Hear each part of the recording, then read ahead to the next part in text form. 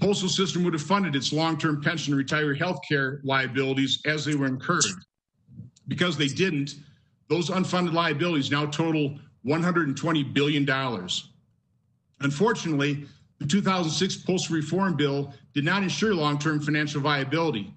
And in its attempt to address the unfunded liability problem, it depleted the postal system of cash and arbitrarily turned long-term liabilities into short-term liabilities on its balance sheet. Subsequent attempts at reform have largely proposed a taxpayer bailout. The cost of these proposals is generally understated based on CBO's 10-year scoring requirement, which misleadingly characterizes a $48.8 billion bailout as only costing $10.7 billion over 10 years. These proposals also lack the full range of structural reforms that will be required to ensure the long-term viability of the system. For years, GAO and Inspector General's reports have recommended reform that at best have only been partially implemented. One of the most costly inefficiencies that have been repeatedly highlighted in these reports is the out-of-control use and payment of overtime. To its credit, this is the reform Postmaster DeJoy began implementing shortly after his appointment. According to an Inspector General report issued the day Postmaster DeJoy was sworn in, the Post Office spent $4 billion in fiscal year 2019 in mail processing and delivery overtime and penalty overtime costs. Those overtime costs represent 45% of the postal system's $8.8 billion loss for last year. It is Postmaster DeJoy's commendable attempt to reduce those excess costs that are now being cynically used to create this false political narrative. According to Democrats, the postmaster is trying to sabotage the postal system to disenfranchise voters in the upcoming election. Notices that were sent before he was sworn in, meant to inform election officials to factor in normal postal capabilities in setting their ballot deadlines, are being used as evidence of this conspiracy theory. And a willing media is once again happily playing along. On average, the postal system delivered 2.6 billion pieces of non-packaged mail per week in 2019. Because of COVID, the postal system's first-class weekly volume is down 17% this year to date. Even if every voter used mail-in balloting, that would be approximately 150 million pieces of mail, or less than 6% of weekly volume. As long as election officials factor in normal postal delivery capabilities, and in light of the 17% decline in weekly volume, the postal system has more than enough excess capacity to handle mail-in balloting. So again, I want to thank Postmaster General DeJoy for his appearance today, for his service, and I look forward to your testimony. Senator Peters. Well, thank you, Mr. Chairman. Mr. DeJoy, I certainly appreciate you joining us here today. And as you can imagine, we have a lot of questions for you. We are in the middle of an unprecedented pandemic. We're experiencing one of the nation's worst health and economic crises. And now we're facing a mail crisis. And we're just months away from an election where we expect record numbers of Americans to vote by mail. For many communities in Michigan and across the country, the Postal Service has always been a lifeline, especially for the communities where private carriers simply don't deliver. Whether folks are receiving important medications, financial documents, critical home supplies, or simply trying to stay in touch with their loved ones, the Postal Service has always delivered. But Mr. DeJoy, I don't think you have. You have not delivered in this brief tenure so far. For more than 2 centuries, Americans have been able to count on the Postal Service. But in less than 2 months as Postmaster General, you have undermined one of our nation's most trusted institutions, and we wreaked havoc on families, on veterans, seniors, rural communities, and on people all across our country. The operational changes you implemented without consulting with your customers or the public have caused significant delays that have hurt people across the nation, delays that come at a time when people depend on reliable service now more than ever.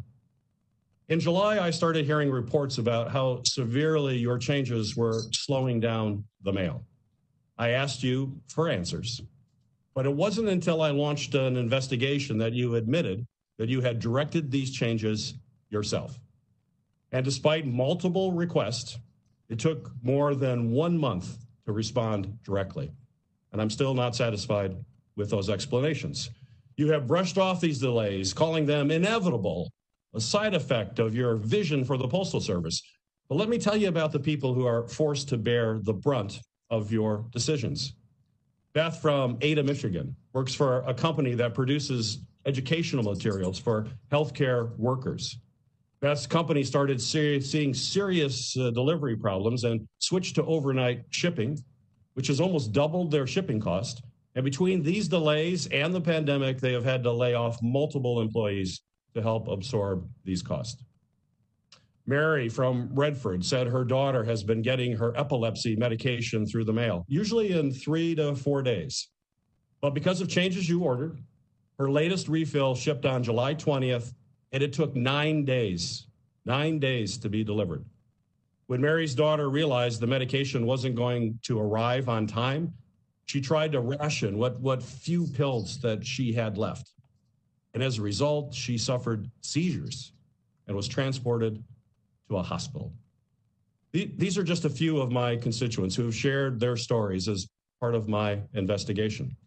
I have received more than 7,500 reports of delays from people across Michigan and across the country in just 2 weeks. They have written to me about skipping doses of their medication and their small businesses losing customers or having to lay off employees, all because of changes that you directed. Mr. Chairman, I move to enter into the hearing record an update on what my investigation is finding. Without objection. Mr. DeJoy, your decisions have cost Americans their health, their time, their livelihoods, and their peace of mind. I believe you owe them an apology for the harm you have caused, and you all of us, some very clear answers today. The country is anxious about whether the damage you have inflicted so far can be quickly reversed and what other plans you have in store that could further disrupt reliability and timely delivery from the Postal Service. If you plan to continue pursuing these kinds of changes, I think my colleagues and many of our constituents will continue to question whether you are the right person to lead this indispensable institution. Thank you. It is the tradition of this committee to swear in witnesses. So, Mr. DeJoy, if you'll raise your right hand. Do you swear that the testimony you will give before this committee will be the truth, the whole truth, and nothing but the truth, so help you God? I do. Thank you. Mr. Louis DeJoy has served as the Postmaster General since June 2020. Prior to his unanimous selection and appointment by the bipartisan Postal Service Board of Governors, he spent more than 35 years developing and managing a successful nationwide logistics company as chairman and CEO of New Breed Logistics. Beginning in 2014, Mr. DeJoy served as the CEO of XPO Logistics supply chain business in the Americas. After his retirement in 2015, he joined the company's board of directors, where he served until 2018. Mr. DeJoy. Good morning, Chairman, Ranking Member Peters, and members of the committee. Thank you, Chairman Johnson, for calling this hearing. I'm proud to be with you today on behalf of the 630,000 dedicated women and men of the United States Postal Service. On June 15th, I became America's 75th Postmaster General. I did so because I believe the Postal Service plays a tremendously positive role in the lives of the American public and the life of the nation. I also welcome the opportunity to lead this organization because I believe there is an opportunity for the Postal Service to better serve the American public and also to operate in a financially sustainable manner. Congress established the Postal Service to fulfill a public service mission to provide prompt, reliable, and universal postal services to the American public in an efficient and financially sustainable fashion. Our ability to fulfill that mandate in the coming years is at fundamental risk. Changes must be made to ensure our sustainability for the years and decades ahead. Our business model, established by the Congress, requires us to pay our bills through our own efforts. I view it as my personal obligation to put the organization in a position to fulfill that mandate. With action from the Congress and our regulator and significant effort by the Postal Service, we can achieve this goal. This year, the Postal Service will likely report a loss of more than $9 billion. Without change, our losses will only increase in the years to come. It is vital that Congress enact reform legislation that addresses our unaffordable retirement payments. Most importantly, Congress must allow the Postal Service to integrate our retiree health benefits program with Medicare, which is a common sense practice followed by all businesses that still offer retiree health care. It also must rationalize our pension funding payments. Legislative actions have been discussed and debated for years, but no action has been taken. I urge the Congress to expeditiously enact these reforms. I also urge the Congress to enact legislation that would provide the Postal Service with financial relief to account for the impacts of the COVID-19 pandemic on our financial condition. The Postal Regulatory Commission began a mandated review of our pricing system 4 years ago. It has been 3 years since the Commission concluded that our current system is not working. We urgently require the PRC to do its job and establish a more rational regulatory system for our mail products. Had the Congress and PRC fulfilled their obligations to the American public concerning the Postal Service, I am certain that much of our $80 billion in cumulative losses since 2007 could have been avoided, and that our operational and financial performance would not now be in such jeopardy. The Postal Service must also do its part. We must adapt to the realities of our marketplace, generate more revenue, and control our costs. I believe we can chart a path for our business that accomplishes these goals. In my 67 days as Postmaster General, I have also had the chance to observe the many hidden strengths of the organization and appreciate our critical mission of service to the American public. Despite our deep, long-standing financial problems, there is an incredible strong base to build upon and a tremendous desire of the public for the Postal Service to succeed. As we head into the election season, I want to assure this committee and the American public that the Postal Service is fully capable and committed to delivering the nation's election mail securely and on time. This sacred duty is my #1 priority between now and Election Day. Mr. Chairman, women and men of the Postal Service have demonstrated extraordinary commitment for our mission throughout the COVID-19 pandemic. In every community in America, we continue to work to keep our employees and customers safe as we fulfill our essential role delivering medications, benefit checks, and financial statements the public depends upon. Since the beginning of the pandemic, there has been a public outpouring of support for postal employees as they perform their essential service throughout the nation. This is a well-deserved testament to their dedication. Mr. Chairman, Ranking Member Peters, I look forward to working with you and this committee and our stakeholders to restore the financial health of the United States Postal Service and to improve the way we serve the American public. This concludes my remarks, and I welcome any questions that you and the committee may have. Well, thank you for that opening statement, Mr. Postmaster General. I just want to kind of go through and give you a chance to respond to some of these false narratives. First of all, let's talk about that election notice was sent out by, I believe, the Postal Service's General Counsel. One notice before you became Postmaster General, one notice, I think, after you assumed your duties.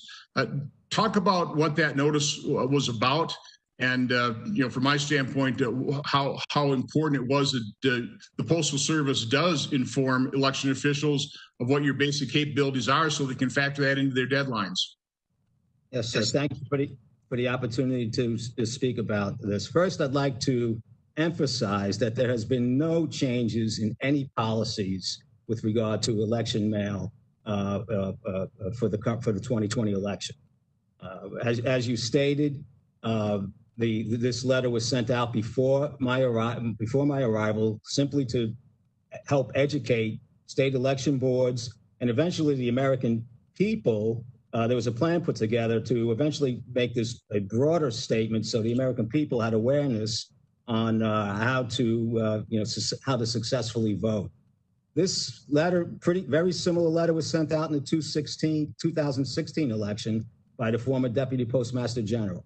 We recognize that during this pandemic, when I arrived, there was great concern about the increase in volume. So we further emphasized the interaction. We had over 50,000 contacts before my arrival with state election boards to help them understand the mail processing procedures of the Postal Service. Since my arrival, we've established and extended a task force. We have put up a website, or putting up a website within a day, and we are diligently working to ensure the American public and to ensure a successful election. In my opening statement, I remarked that 150 million pieces of or ballots would represent about 6% of weekly volume. I think in your written testimony, you said in terms of what's actually expected in terms of mail-in ballots, about 2%. Can you just talk about and assure the American public and this committee that the postal system has more than enough capacity to handle the number of ballots? It's really a matter of election officials understanding what delivery capabilities are? Yes, sir. We have more. We deliver 433 million pieces of mail a day. So 150 million ballots, 160 million ballots over a course of a week is a very, very small amount. Adequate capacity. Plus, mail volume is down, as you said, 13-14% this year. Plus, as I identified earlier in the week, we will have additional resources on standby. If everyone complies with the mail process that we've been identifying, there will be absolutely no issue. And there's slack in the system and additional processes that we will deploy in and around the election that will carry a good part of any deviations to get through. We are the Postal Service stands ready. Our board of directors stand ready. With the expansion of the task force that I identified earlier in the week. Yesterday, we made the decision to establish a bipartisan board committee to stand over the postals to interact with us as we move forward. We are very, very comfortable that we will achieve this mission, sir. Something else I think has been blown way out of proportion is the retirement of some of the blue boxes. Can you speak to how that is just a normal procedure that we have literally, because first-class mail is down over the decades, the volume's almost been cut in half, I think. I don't have the numbers right off the top of my head. But anytime you have a business where your volume is declining that dramatically, you're going to be you'll take out different capacities. So can you address the issue of the normal retirement, what the history of that has been of not only the blue boxes, but also some of your sorting machines? Yes, sir. Thank you for the opportunity to speak about that.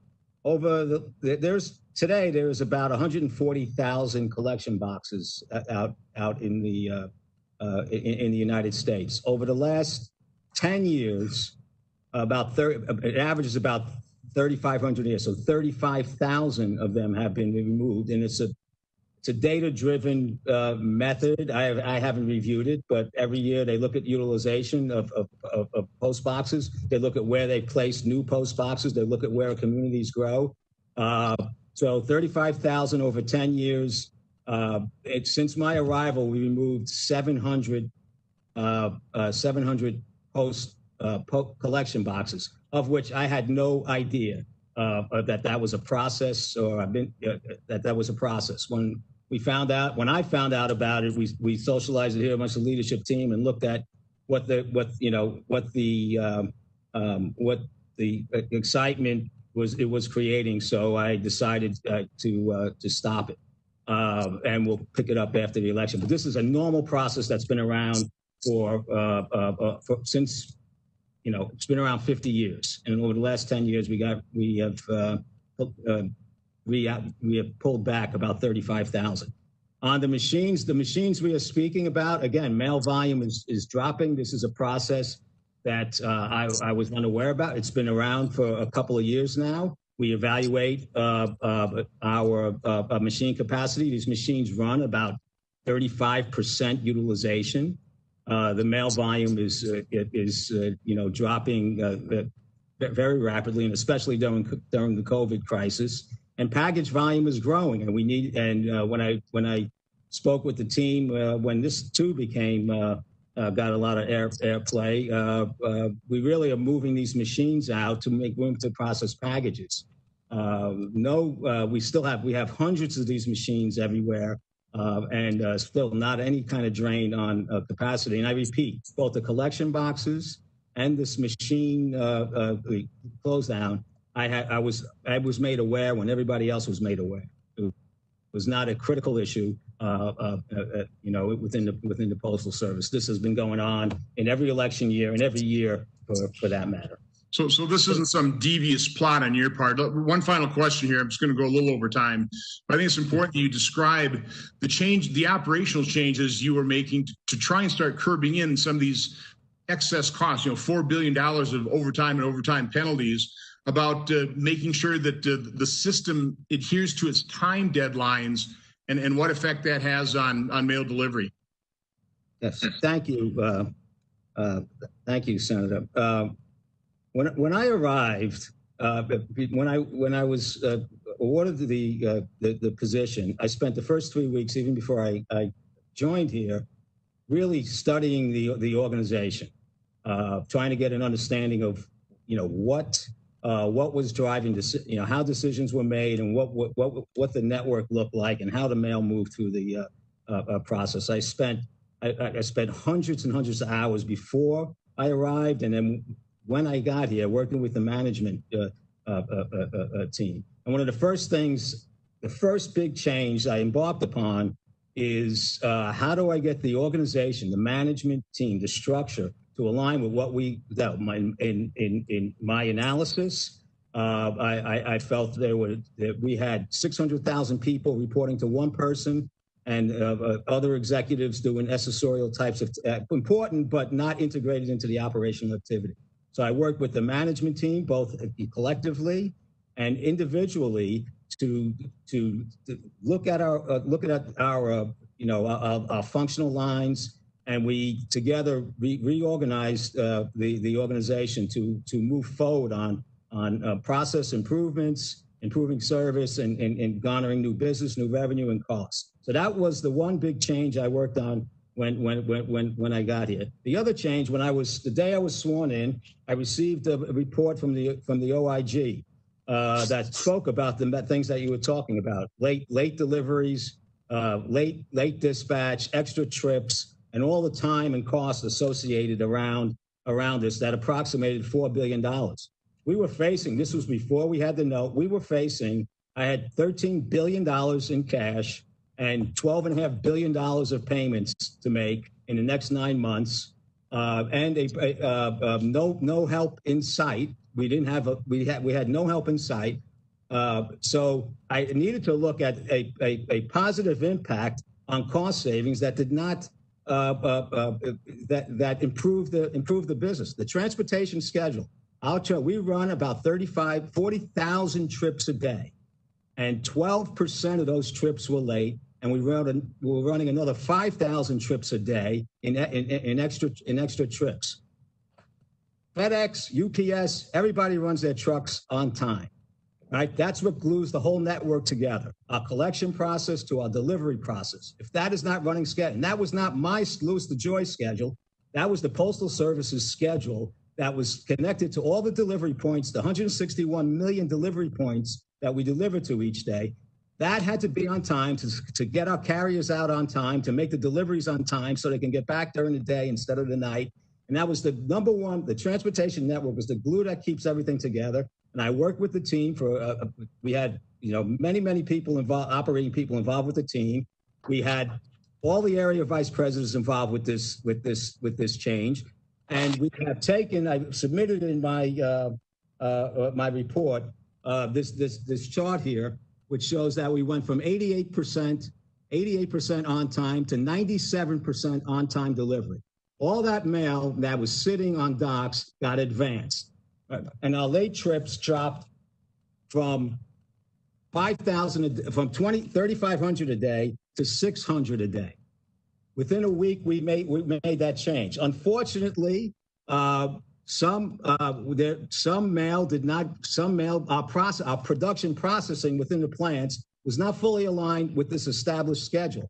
So, so we had some delays in the mail, and our recovery process in this should have been a few days, and it's amounted to be a few weeks. But the change that I made was run to our schedule, run to our transportation schedule. I believe we'll get at least $1 billion of savings out of that running forward. And this is the key connectivity to improving our service. Once we get all the mail on those trucks, then 97 to 98% of the mail that we move around the country will be getting to its destination point on time. That was not the case. It was significant, substantially less than that prior to my arrival. Those are the two changes, committee, that I've made since I've been here. Well, thank you, Mr. Postmaster General. I think you should be commended for this type of initiative, not condemned. Senator Peters. Thank you, Mr. Chairman, and Mr. DeJoy, again, thank you for being here today. I just want to start off before asking some questions, just making it very clear that the men and women who work at the Postal Service, who check in every day to do their jobs, do it with professionalism, with integrity, and a passion to move the mail as quickly and as efficiently as possible. When I think of the postal workers, the mail handlers, the letter carriers, they're doing a great job. They are clearly essential workers each and every day.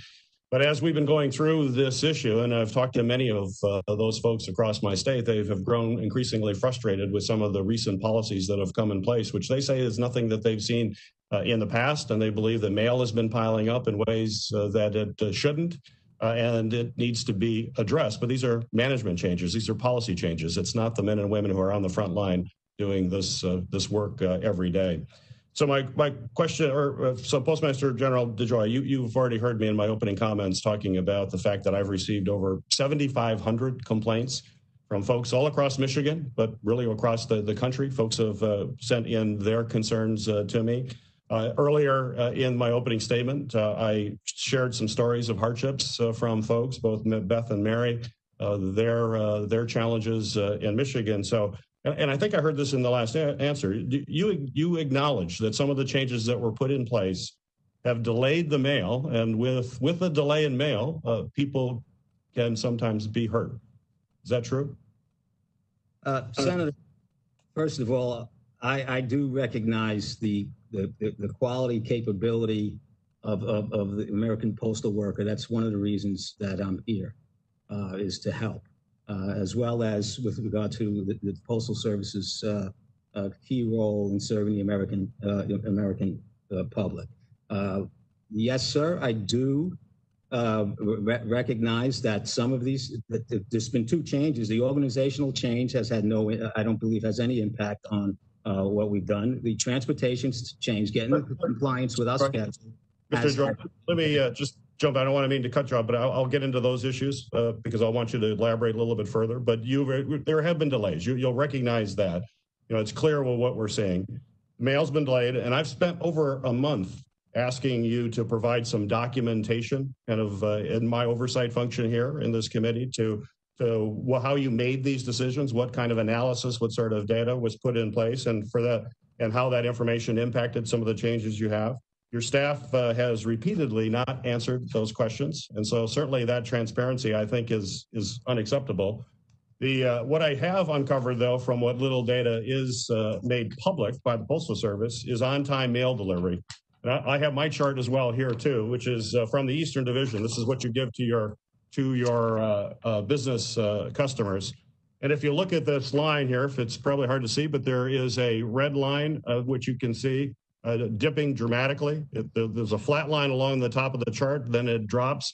Around July 11th, you start seeing the drop. July 18th, it falls dramatically. So that's a pretty big drop in on-time mail delivery that we are seeing. And I've asked for 3 times since July 17th for records relating to these service changes and how what I'm hearing from our letter carriers and postal workers and what I'm seeing in the chart that you actually post on your website, a significant drop of mail deliveries, and yet I don't get an answer. Will you commit to giving me these documents, which have to be readily available to the Postal Service, by this Sunday? Can we get those documents to get a sense of what went into these decisions and what you're seeing in terms of mail delivery?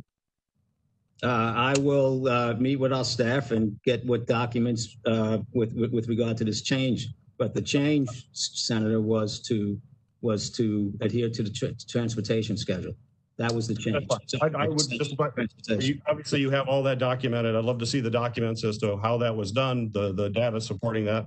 That would be... And if I can add, there's two, and certainly there was a slowdown in the mail when our production did not meet the schedule.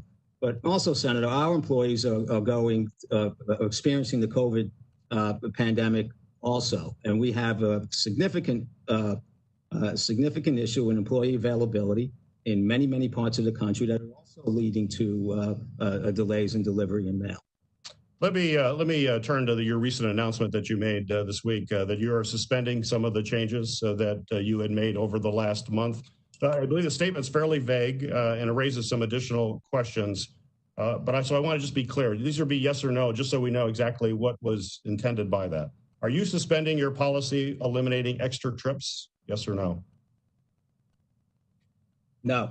I did. First of all, the policy was not to eliminate extra trips. It was to mitigate extra trips. Okay, so no to that. We're being told that you're limiting overtime, and this could possibly add to backlogs. Are you limiting overtime, or is that being suspended right now and people will work overtime if necessary to move the mail out efficiently every single day? Senator, we never eliminated overtime. That's it's been curtailed significantly, is what I understand. It has not been curtailed by me or the leadership team here. Curtailed significantly. It's gone down. It's been limited. Will you commit to since I've been here, we've spent $700 million on overtime. Overtime runs at a 13% rate before I got here, and it runs at a 13% rate now. I did not. If you have a policy, you can submit that to me. I'd appreciate it. Will you commit there will be no post office closures or suspensions before November 3rd? I confirm post office closures was not a directive I gave. That was around before I got here. There's a process to that. When I found out about it, and it had the reaction that we did, I've suspended that until after the election. Well, we've heard about the sorters. You addressed that earlier. Will you be bringing back any mail sorting machines that have been removed since you've become Postmaster General? Will any of those come back? There's no intention to do that. They're not needed, sir. So you will not bring back any processors? They're not needed, sir. Okay. I've got questions about independence and transparency. Prior to implementing the changes that you put forth in the postal system, did you discuss those changes, or are there a potential impact on the November election with the president or anyone at the White House? And remind you, you're under oath. I have never spoken to the president about the Postal Service other than to congratulate me when I accepted the position. Did you speak or discuss any of these changes with Secretary Mnuchin? During the discussion and negotiating the note, I told him I'm working on a plan, but I never discussed the changes that I made. I just said I'm working on a plan to improve service and gain cost efficiencies. But no grave detail other than that was about it. Prior to implementing the changes, did you discuss these changes or their impact on the election with any Trump campaign officials? No, sir. These changes in our total analysis here and going forward, and remember, I'm one new person in the organization with the whole structure around me, an operating structure, an executive team around me that are involved in these decisions. Okay, and moving forward, trying to have any negative impact on the election is an outrageous claim.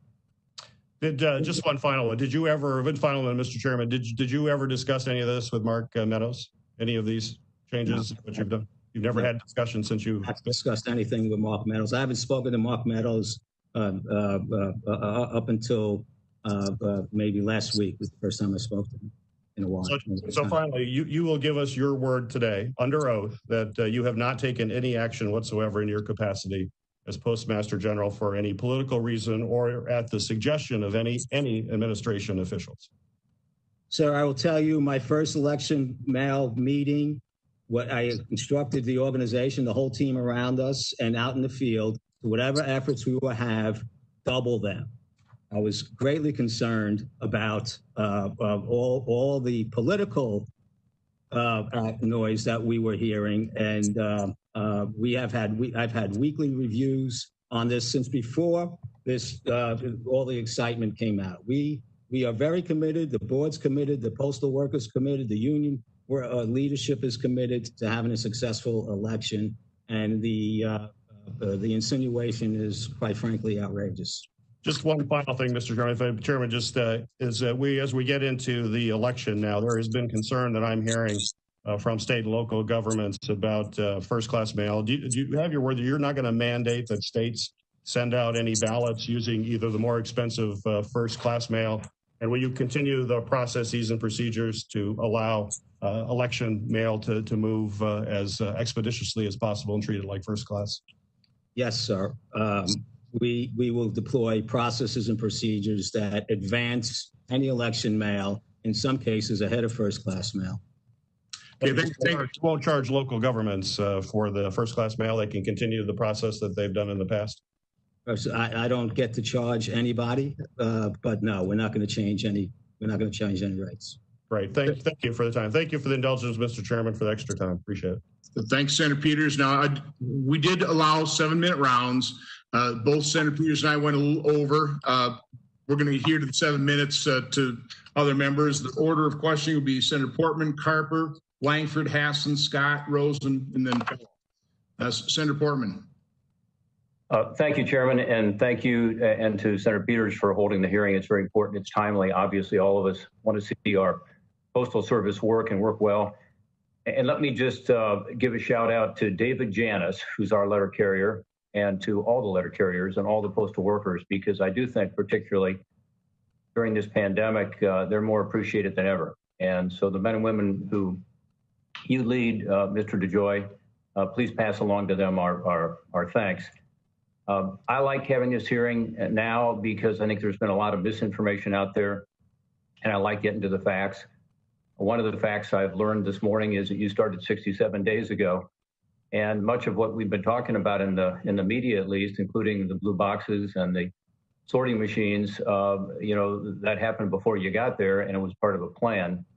I knew the former Postmaster General. She came up through the ranks, was not a political person at all. And anyway, that's helpful to know that that's what's going on. It's also helpful to know that you were appointed by the Postal Board of Governors and that's a bipartisan group. In fact, we confirmed those people. And it was a unanimous selection. And I guess it's based on your being a logistics expert. And just hearing you this morning, I can tell you got a passion for the logistics side of things. I also know that the long-term financial picture for the post office, Postal Service is not pretty. And by the way, that's been true for a long, long time. And that's not really something that a Postmaster General can do much about. It requires legislation. Senator Collins, Senator Feinstein have a bill as an example right now that provides for some reforms and some additional funding. Everybody knows it's in trouble. Everybody knows we've got to deal with this issue. And so, although I'm going to ask you some tough questions and others will, really, a lot of this comes back onto Congress and not doing its job in terms of the longer term financial picture. But the immediate issue is to be sure that these elections work well. And I appreciate the fact that you said this morning that that's going to be your top priority between now and the election. Every one of us on this panel, I hope, want to be sure that we have the ability to have an election that is well run, where people have their votes counted. And many are going to be using the Postal Service. Let me start, Mr. DeJoy, by just asking you a general question. Do you support absentee voting, and do you support voting by mail generally? I'm going to vote by mail. Yes. I voted by mail for a number of years. The Postal Service will deliver every ballot and process every ballot in time that it receives. Well, I appreciate that. So you do support voting by mail? I do. That's interesting. I think the American public should be able to vote by mail, and the Postal Service will support it. So I guess that's yes. Yeah. Well, look, I mean, the states are going to decide this, not the Congress or not the post office, and many states are going to do it. I mean, in Ohio, we've had absentee voting for a couple decades now. That's no fault, meaning that you don't have to give a reason, and it works quite well. I vote every year by absentee because I don't know where the heck I'm going to be in Washington or in Ohio based on our schedule. So it's worked well, and we also are going to have in Ohio a lot of other ways for people to vote. We're going to be sure that it's easy to vote in Ohio, and it's hard to cheat in Ohio. And I think that's the important thing. There's been a lot of news coverage about the Postal Service sending letters to 46 states, including Ohio and DC, to let them know they can't guarantee all ballots cast by mail will arrive on time. Is this due to a lack of funding, which is what many are saying, or is it due to state laws on voting and the time it takes to turn around receiving and delivering the ballots? Senator, this was not a change from anything that we have done in previous years. It was just more detail and more emphasis put on it, partly because of the expected rise in vote by mail and also the pandemic. And what the team set out to do is make the election boards and then eventually the American public pretty simple, what our processes were. And therefore, to guarantee that if you follow these processes, there was no extra Herculean efforts on our part to get your ballot in, which therefore mitigated the risk of it potentially not getting there. Yeah. So mailing. Well, I think that's important to note that this is something that has been a problem for years, including previous elections. You sent out warnings in previous elections. And look, I think the post office has got to coordinate better with state election systems. I think state election systems has got to coordinate better with the post office. Mm-hmm. I mean, in Ohio, as an example, the time frame between when you can cast your ballot and when it is postmarked, and you can get a ballot as late as Saturday before the election, and to get that to the post office and back to you, and then date stamp before Monday, is very hard to do logistically. I think that's one of the things that your letter pointed out was to these state systems. Be sure and leave adequate time. Is that accurate? Yes, sir. First of all, it was not my letter. It was a letter from our general counsel. But yeah, pointing out all the different variations that we could experience and how fast we could process it. But yes, there are times we get the ballots.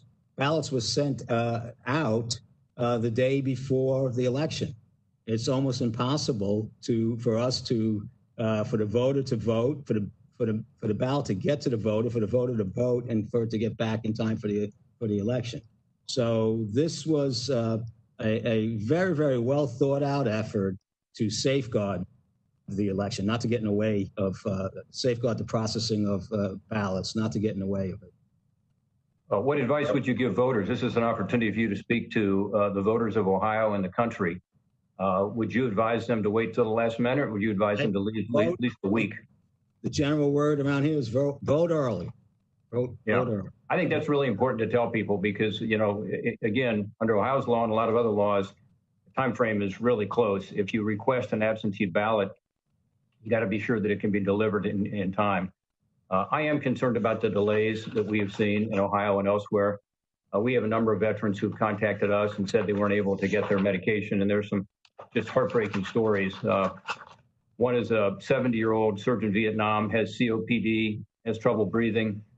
The inhaler refill was mailed through the Postal Service due to delays. He ran out of it while waiting for it to arrive. And then his insurance said, you know what? We're not going to pay for another refill to be filled because it's already been shipped through the Postal Service. And he can't afford to pay for another emergency refill personally. Let me ask you about that, particularly the veterans' medications that are shipped through the mail. Are you focused on that issue, and what can we do to correct that problem? Senator, first of all, we are working here feverishly to get the system running at stability, and also to get hire more workers to handle the delivery process. And it is we're all feel bad about what the dip in our service level has been. We serve 161 million people. We still deliver at 99.5% of the time. We have significant efforts to continue to improve on that process, and everybody is working here feverishly to get that right.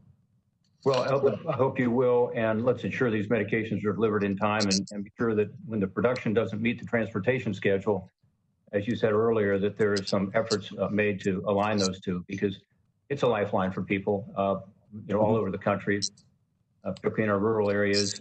And I thank you for your service and for the answers you've given today. Okay, thanks, Senator Portman. Again, I want to just remind our committee members, please keep your questioning as well as factor in the answer to try and keep within those 7 minutes. Senator Carper.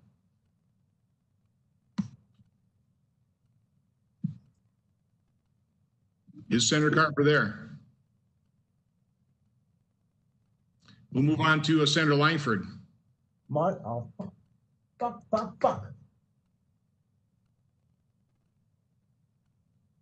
Oh, Mr. Chairman, I think Senator Carper is there. I think he's okay. trying to be able to queue it all up right now. Senator Carper, can you unmute? I'm unmuted. Okay, there we go. We don't want to be on TV again. Thanks so much for scheduling this hearing. I urged you to do this 3 weeks ago. You agreed to do it, and I'm grateful that you have. To the Postmaster General, thank you for finally returning my call. I called you for like 3 weeks, trying to get you to return my call after you taken office. Thank you for finally returning our call and talking with us last week. You might be wondering, Mr. DeJoy, why there's some question and skepticism here. I've seen in my own office on constituent service, we get constituent services report every week. We've seen a steady upgrade and increase in concerns, complaints about Postal Service. And it's not just my office, it's Senate offices and House offices all over the country. And frankly, they coincided with the time that you took office. Even this morning, I just got a message from Joe Manchin, Senator from West Virginia. Been earlier this week in the Charleston Mail Distribution Center, talking about how all this equipment, sorting equipment, has been taken out. They serve 5 states from out of that place, and so it's not just a little Delaware; it's all over the country. Maybe it's just a coincidence. I'm not so sure. But here's why we're skeptical. We got a president who doesn't want to have vote by mail. We got a president who'd like to suppress the vote. We got a president who would like to see the Postal Service not do well. I've worked for almost 20 years on this committee to try to make sure we have a vibrant, active, meaningful Postal Service. You come from Greensboro, North Carolina, just north of, just south of where I grew up in Danville, Virginia. We had voter suppression in this country almost from the get-go. Even though our first Postmaster General, Benjamin Franklin, said, no, we're not going to do that. We're going to let everybody have, freedom and right to choose their own folks. It hadn't been that way. Women didn't get to vote. Blacks didn't get to vote. We still have voter suppression. The last congressional election they had in North Carolina, you know what happened? Half the people voted for Democratic candidates for Congress. Do you know how many Democrats were elected out of 13 seats? 3. I mean, we have seen poll taxes. We have seen literacy tests, all this stuff. And when I see what's going on with the president who wants to degrade the Postal Service, wants to get rid of vote by mail, you shouldn't be surprised that we're alarmed when we see the kind of degraded service that we're seeing across the country. It wasn't that long ago, we had an overnight mail service in metropolitan areas. It wasn't that long ago, we had from coast to coast mail delivered within 3 days. And we don't have that anymore. So people should be, if people seem skeptical, they have a right to be skeptical. I want to just say, after the public uproar that we've seen here in my state and other states about delays and failure to deliver the mail, you've committed to freeze additional operational changes until after the election. Good.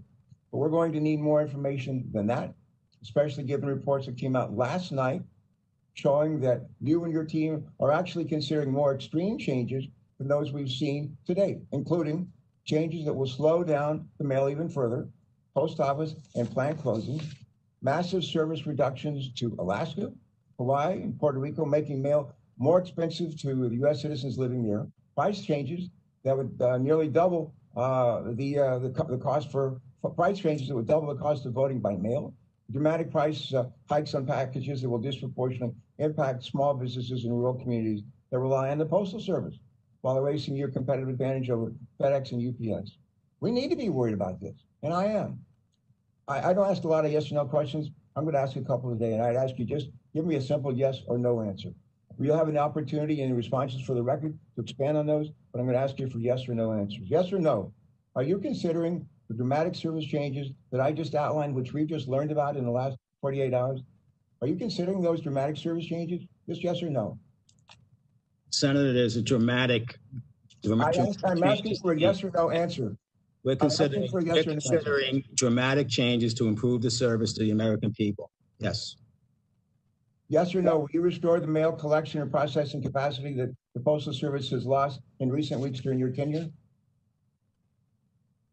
Senator, as I said, I did not direct that. I directed it. I stopped it. It's insignificant. It's not material to anything that we do, and we're sticking with where we're at right now. Recently, the president was caught red-handed when he admitted to not wanting the Postal Service to have additional resources because the Postal Service would use these resources to enable election mail. And when asked about providing necessary relief, the president stated, quote, "If we don't make a deal, that is a deal with the Congress, that means they don't get the money, they being the Postal Service.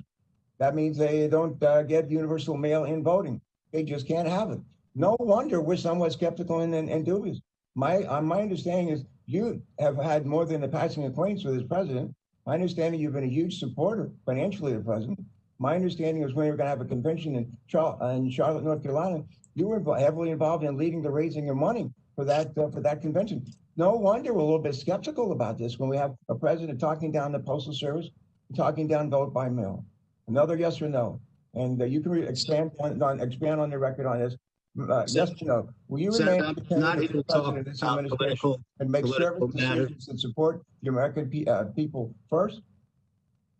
Will you? That's services that support the American people having fast, efficient, and affordable mail service, especially with regard to mail-in ballots. Will you remain independent of this administration? That's it. Will you remain independent? Yes, we'll remain independent of this. Thank you very much. Mr. DeJoy, during our call earlier this week, you said that you supported additional cash assistance for the Postal Service. So do we. The Postal Service has, $15 billion of roughly cash on hand and a new $10 billion line of credit that comes with some very troubling conditions dictated by the administration. The Postal Service has had massive declines in first-class mail. We know that. It averaged 15-20% below last year's first-class mail volume. The Postal Service package volume is higher, though. The normal one has sustained it through the pandemic. My guess is those volumes will come down somewhat after the pandemic. All this is to say the Postal Service's $15 billion in cash balance could quickly disappear, and I believe the Post Office needs to approve the Board of Governors' $15 billion request from earlier this year to cover loss to COVID. Last yes or no question. Do you support the federal appropriation of the Postal Service to cover its COVID-related losses? Yes or no? Do you support the federal appropriation to the Postal Service to cover its COVID-related losses? Yes. COVID-related losses I do support. Thank you very much. Mr. Postmaster General, my family's had a heavy military involvement throughout our lives. I'm a last Vietnam veteran serving in the United States Senate. My mother's youngest brother died in a kamikaze attack in 1944 on his aircraft carrier in the Western Pacific. He gave his life for this country. My grandmother's the Gold Star mother. We have my father's a veteran. I'm a veteran. We have generation after generation of Americans who have been willing to risk their lives, lay down their lives, so we will have the right to vote. We got a lot of people who are sick and afraid of going out and voting this year because they don't want to stand in lines and come down with a virus that could take their life. This is a serious matter. And I just want you to urge you to work with us, not like be apart from us, not return our calls, work with us as we attack the needs to build the kind of postal service that we can all be proud of. Thanks very much. Senator Langford. Chairman, thank you. Mr. DeJoy, thank you for your service. From what I've heard so far today, apparently the post office never had any issues. There was never any delays. There was never any mail that was late. There were never any financial problems. There was never any challenge to mail-in votings until 65 days ago when you arrived. And then apparently all chaos has broken out in the post office in the last 2 months. But before that, there seemed to be no complaint about the post office ever. So I do want to thank you for your service. I want to thank the men and women that are around the country that do a remarkable job every day those folks in the unions, those folks that are taking care of us and getting things out, getting medicine, taking care of first-class mail, taking care of all those things. So I appreciate your service.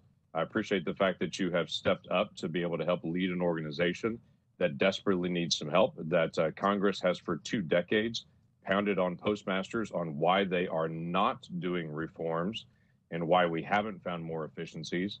You've stepped into this role and have taken looks like the work from the Inspector General, the work from the Regulatory Commission, and have said, let's start implementing some of these things. And now Congress seems to be shifting from beating up on postmasters for not doing work to now beating up on you for actually doing the work.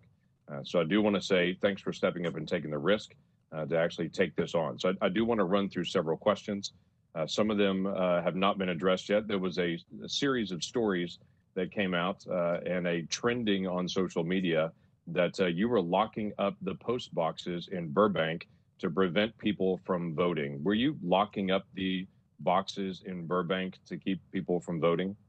Senator, the stories that I have heard of my ability and the places I'm able to get to in the same day are just remarkable. So no, I'm not locking up any. I would have nothing to do with collection boxes. So you mentioned earlier that it's been 35,000 of the blue boxes that have been retired over the past 10 years. So apparently any blue boxes that have been retired over the past 10 years are your responsibility over the last 65 days. You had mentioned before about some of the blue boxes being retired. Are they still going to be retired between now and the election, or will they be retired in the future?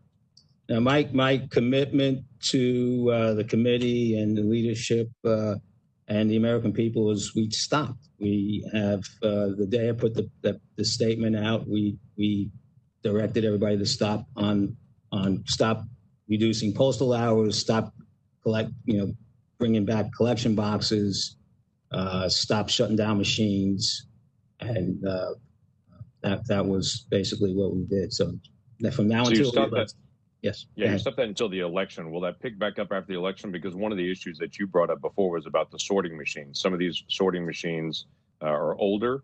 Some of the sorting machines are not needed anymore. Will that just stop forever? What I'm trying to figure out is, are we still going to work on trying to build in efficiencies in the post office? This has been an issue for a long time to try to get us back into balance.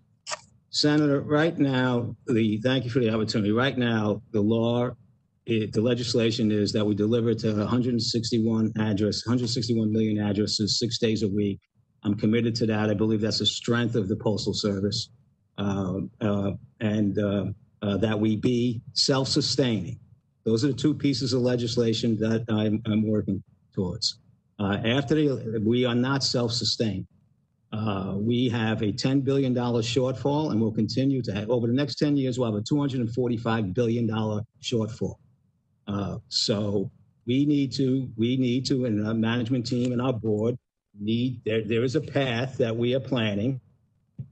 Okay, with the help of some legislation, with some cost impacts, with some new revenue strategies, and that will help and some pricing freedom from the PRC. We believe we have a plan to do that. But one thing that's not in the plan is not doing anything after the election. It is an ambitious plan because we have $10 billion to bridge. Now, the plan has not been finalized. We have hundreds of initiatives we look like take the Alaska bypass plan, the discussion. That's an item on the table. That's an unfunded mandate. It costs us like $500 million a year. And if I'm not saying what I asked for is all the unfunded mandates, right? That's a way for us to get healthy, pay something for the unfunded mandates. If we just throw $25 billion at us this year and we don't do anything, we'll be back in 2 years. Then maybe we should change the legislation and not make us be self-sustaining. But as a leadership team and a board, that's what our mission is, to be self-sustaining and deliver at a high level of precision. And I'm committed to both. And I think both can be done with a little help from the Congress and from the Postal Regulatory Commission. Well, Congress has been unwilling to be able to act on this for a very long time. It's been over a decade. Congress has discussed any kind of reforms in the post office, but it always seems to boil down to, Will that change distribution areas that may or may not be needed in a state that I live in, or will it change any other post office structure that I'm familiar with? And if it changes my area, then I want to be able to block it. And so it has been a great challenge. I've also heard from multiple folks saying the post office has now so severely cut that they can't meet the capacity to actually get ballots out. And folks in rural areas and folks in urban areas, will they be able to get ballots out? I've seen your letter. That was the same as the letter in 2016 the post office sent out saying, hey, be advised, states, you need to send things out early. That's helpful. Thanks for actually doing that. And you shouldn't be criticized for that. You should be encouraged to be able to do that. But my question is, folks have challenged me and said there's not going to be enough capacity for elections. Will you have enough capacity again for Christmas and for Mother's Day? Because my understanding is Christmas and Mother's Day are the biggest capacity times for first-class mail. Do you have capacity now for Christmas and Mother's Day? So we have, yes, we have capacity for Christmas and Mother's Day. So I actually went back and looked last year, the week of December the 16th, the post office delivered 2.5 billion pieces of first-class mail just that 1 week of December the 16th of last year. That's a pretty remarkable feat to get 2.5 billion pieces of first-class mail delivered in one single week. So you know right now you have enough capacity to be able to handle the elections without slowing it down. Yes, sir, and it's more than that. Besides just the capacity, the intent, the extra activities that the whole organization is going through between our postal union leaders, our board, the executive management team here, we are focused on, besides just having the capacity to execute, to react to whatever conditions exist at that particular point in time, up to and including the pandemic, which likely will still be having some impacts. So I think the American people can feel comfortable that the Postal Service will deliver on this election. Thank you. Thanks, Senator Langford. Senator Hassan. Well, thank you, Mr. Chair. Thank you, Ranking Member Peters, for having this hearing. And thank you, Mr. DeJoy, for your willingness to appear before our committee today. My time is short this morning, and because I've been told you won't be staying for a second round of questions, I'd appreciate brief responses. Mr. DeJoy, I sent you a letter last week detailing stories from Granite Staters about delays in their mail. And I will note a huge spike in calls to my office since mid-July about the Postal Service and delays. For so many of our service members, veterans, people who experience disabilities, and rural Americans, their local post office is their lifeline. And I'll note that the change in volume you are seeing doesn't change the need for timely delivery of the essential, necessary items that the American public relies on the post office for. For example, one Manchester couple fills prescriptions through their VA benefits, and they wrote, quote, "There has been a noticeable slowdown in mail delivery. Mail delays have caused me to ration my medication. I start cutting back on my dosage to half pills or skipping alternate days to make them last. Some of my pills are crucial. My cardiac and diabetic meds need to be on a strict protocol. Will you ensure that any further changes that you make to postal operations do not delay access to medications and other necessities, yes or no?" Yes, Senator, and I look forward to working with you on legislation to help this type of service not reach into the future. Well, thank you. Now, I want to move to elections again. I am glad for some of the statements and actions you have taken. We all know how important voting by mail is usually, and this year even more so. Some states are starting to mail out general election ballots on September 4th, just 2 weeks from today.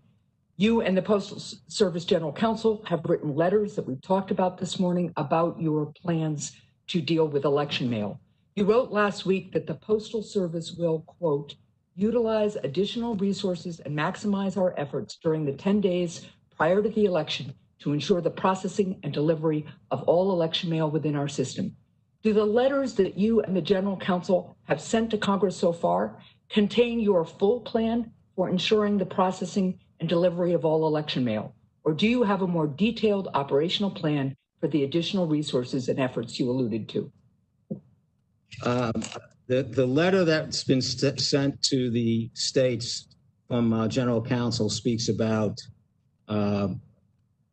complying mail classifications and how they're processed. Right, Mr. DeJoy, I'm just wondering, do you have a detailed plan about how you're going to ensure the kind of delivery that Americans count on for voting by mail? Do you have a more detailed plan than what's in your letter? Yes or no? There are detailed processes that we are going through. And there are going to be expanded plans to that. We've just announced the expanded committee, election committee within the operation, and our board has established one. But there are detailed plans that we go through in every election. And with regard to, could you share those again? Could you share those with Congress? And could you share them by Sunday night so we can see what they are, please? I don't think I will have the complete plan by Sunday night. We're just putting these committees together. But I can share you. We can try and. Today's Friday. I have to check, and we'll get back to you. All right. I would appreciate them by Sunday night if possible. By the end of next week, as I noted, September 4th, some of the ballots are going to start going out. Last year, the Postal Service Inspector General interviewed managers in postal facilities across the country about handling elections. The Inspector General found that facilities typically process political mail as first-class mail, delivering more than 95% of election mail with 1 to 3 days for the 2018 midterms. Yes or no, will you commit to the goal of delivering at least 95% of election mail within 1 to 3 days this year, the same as the Postal Service did in 2018? Yes, ma'am. Thank you. Now I want to move on to the issue of the decommissioning of sorting machines. At the Manchester Processing and Distribution Facility in my state, 4 sorting machines have been taken out of service. 3 of them are just sitting there, and I'm told that 1 of them has been dismantled and sold to a company in Pennsylvania for scrap metal. The Manchester facility only has 1 other machine that can do the work of the machine that has been sold for scrap. If that machine fails, like it did yesterday when I was talking to postal workers in my state, sorting stops and mail is delayed until the machine can be fixed. Although you've suspended the removal of sorting machines, the removed machines in Manchester have yet to be brought back in service or replaced. And you've said today that it isn't necessary to do that, and there aren't any plans to do that. In fact, I understand that the Director of Maintenance Operations, Kevin Couch, sent an email on Tuesday directing local maintenance managers not to reconnect machines. Yes or no, is that true? I have no idea about that, ma'am. Those maintenance operations still, they're maintenance operations within the districts. This whole process was new to me last week. I'm sure there's logic behind what it is. I can find out about that. We'll be happy to get to. So you've already said, though, today that it's not necessary. But look, when we have only 1 machine that can do a certain kind of sorting in our largest distribution center in the state of New Hampshire, and it breaks and everything has to stop till it gets fixed again, that's not efficient. That delays delivery. And what I would like to get from you is a plan to make sure that you will commit to making sure that postal workers can deliver every piece of mail that comes into the distribution center on the same day it gets in there, which has been the practice in the past. By refusing to restart or replace these machines, you're really sabotaging the Postal Service's ability to sort mail efficiently, and you're undermining postal workers' commitment to that everyday delivery. So will you commit to having your team look into this and get back to me in writing about what the plan is to get at least some of these decommissioned machines back up and running? Yes. Well, first, Senator, I don't agree with the premise, but I will comply with your request. Well, thank you. And it would be helpful to get a response by the end of the week. And finally, I will just, because I see that I am running out of time, I will ask a question for the record because there are growing concerns that postal workers are being retaliated against when they speak to their members of Congress or to the press about some of the shortages that they are seeing or some of the delays they're seeing, some of the sabotage and undermining of timely delivery that they are seeing. And I want to make sure that postal workers who are speaking to protect the interests of the American public that they serve with such diligence are not retaliated against for doing so. Can I have your commitment today that they will not be retaliated against for doing so? Yes, ma'am. Thank you, and thank you, Mr. Chair. Senator Scott. Sure. Thank you, Chairman Johnson, for holding this hearing today. Thank you, Postmaster General DeJoy, for being here. In Florida, we've had vote by mail for a long time, and it's worked really well. And I think the post office in Florida has done a great job in making sure it's worked. I've had 3 elections, and everyone, they've worked hard to make it happen. Mr. DeJoy, can you just talk about why you're uniquely qualified? They've worked hard to make it happen. Mr. DeJoy, can you just talk about why you're uniquely qualified and what background you bring to being Postmaster General, and why you were picked by the board of the Postal Service?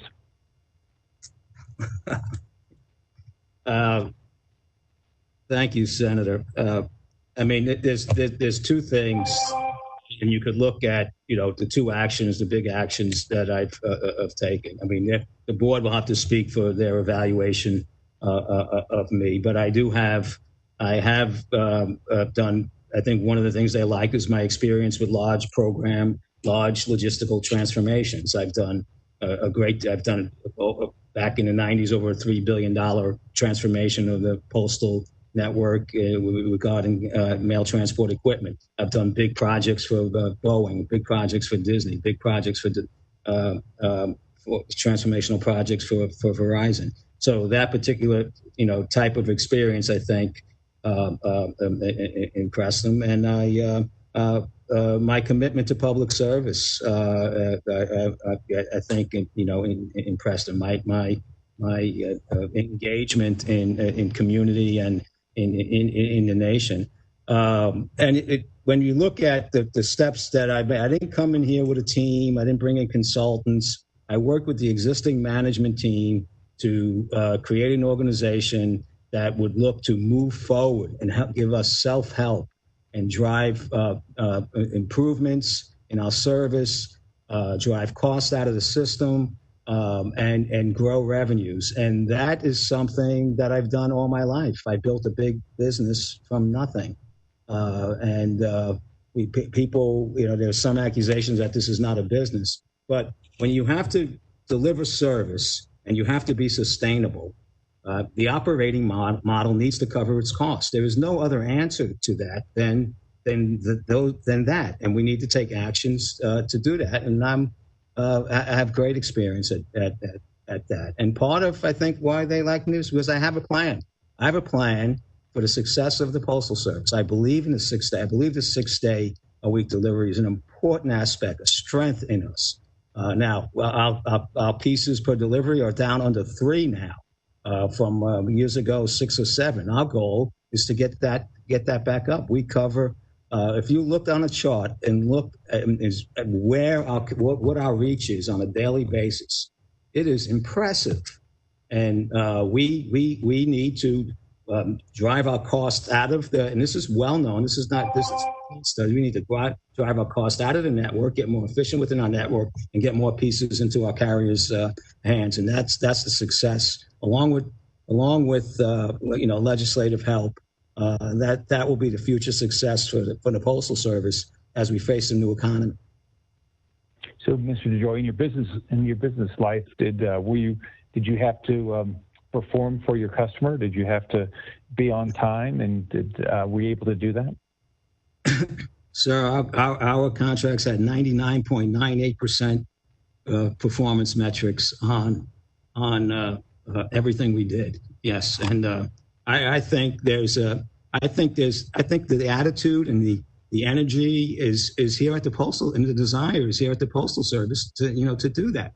I just think that we haven't had the alignment and the expectation of that, and that's something that I bring to the table.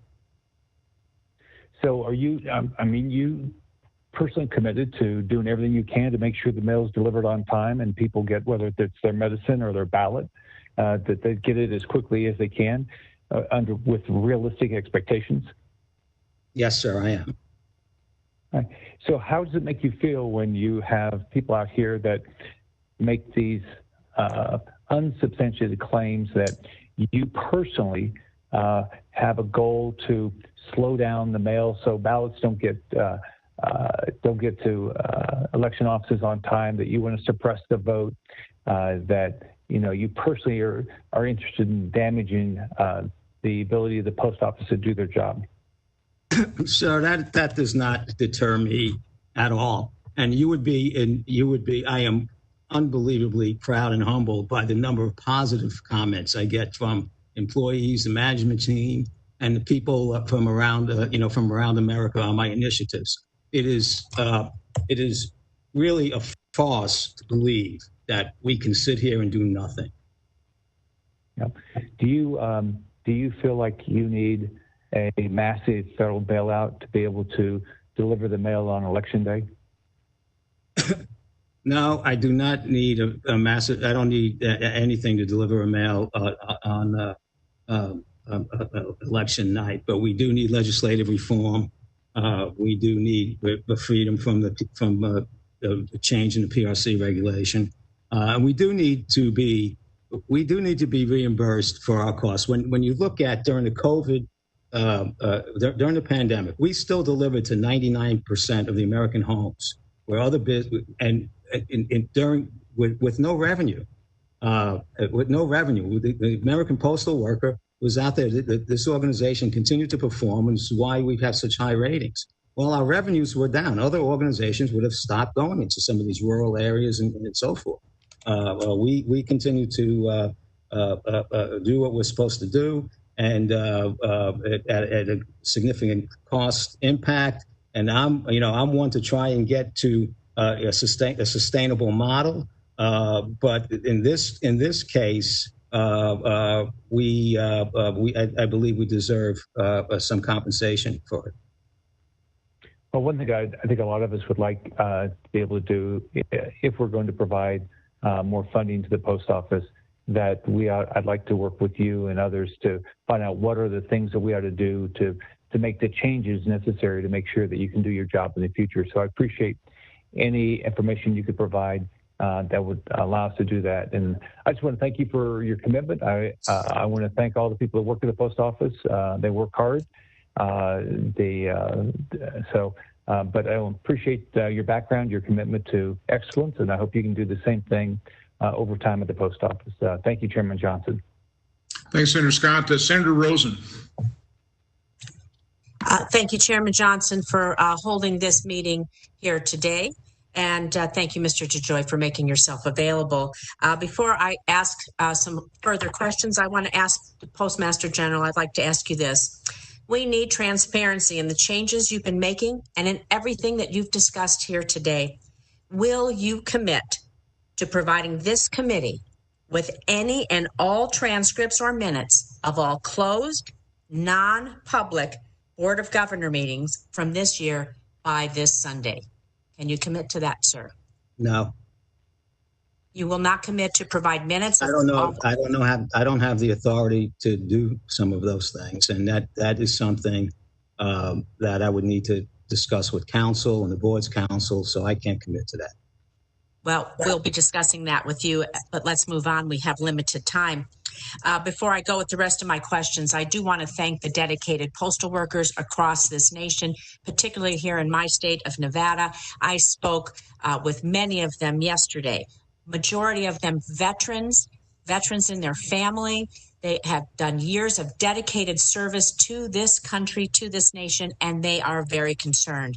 To Mr. DeJoy, earlier this year, you've acknowledged you've made operational changes to the Postal Service. You removed mail sorting machines. You've had reduction, elimination of overtime and late trips. In Las Vegas, where we're expecting mail volume to ramp up soon, our postal workers, the ones I spoke with yesterday, are reporting the removal of sorting machine from our general mail facility, which is actually right down the street from my house. As a former programmer and systems analyst, I have a real strong appreciation for the data. So I want to talk about the data that you use to create these policies and what you may or may not have analyzed before you've made these changes. During the pandemic, health officials, we've directed older Americans to stay at home for their own safety. That means for our seniors in Nevada and across the country, Postal Service is the only way they're going to receive their critical items. Life-saving prescription, household supplies, Social Security checks. For veterans, my colleagues have already mentioned this. It's a lifeline. 80% of veterans' prescriptions are filled by the United States Postal Service. I have 225,000 veterans in Nevada, many of them relying on this for their timely delivery of life-saving medication. And in small towns across Nevada, from Gabbs, who has a population of 269 people, to Shores, it's a tribal community with 658 people. Some of my larger rural communities, it's all they get is the Postal Service. So please, could you answer yes or no? Effort of time. Before developing and implementing policy changes since assuming your role this year, did you conduct any specific analysis on how your changes would impact seniors? Yes or no, sir? So, ma'am, the policy changes that I... Yes or no, sir? The policy changes that I embarked upon were not the ones that you identified in your... So you didn't do any analysis to see how seniors would be impacted. Okay, let's move on. Did you do an analysis to see how veterans might be impacted, knowing that so many of our postal workers are veterans? We employ so many veterans that they aren't getting their medication and that they rely on 80%. Did you do a specific analysis to see how veterans would be impacted?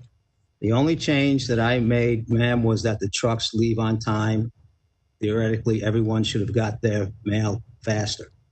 So can you look me in the eye and all the Nevada veterans in the eye, all the Nevada seniors in the eye, and tell us that you will not continue in the policies in the future that you know that will harm my seniors, my veterans here in Nevada, and all of our seniors and veterans across this nation?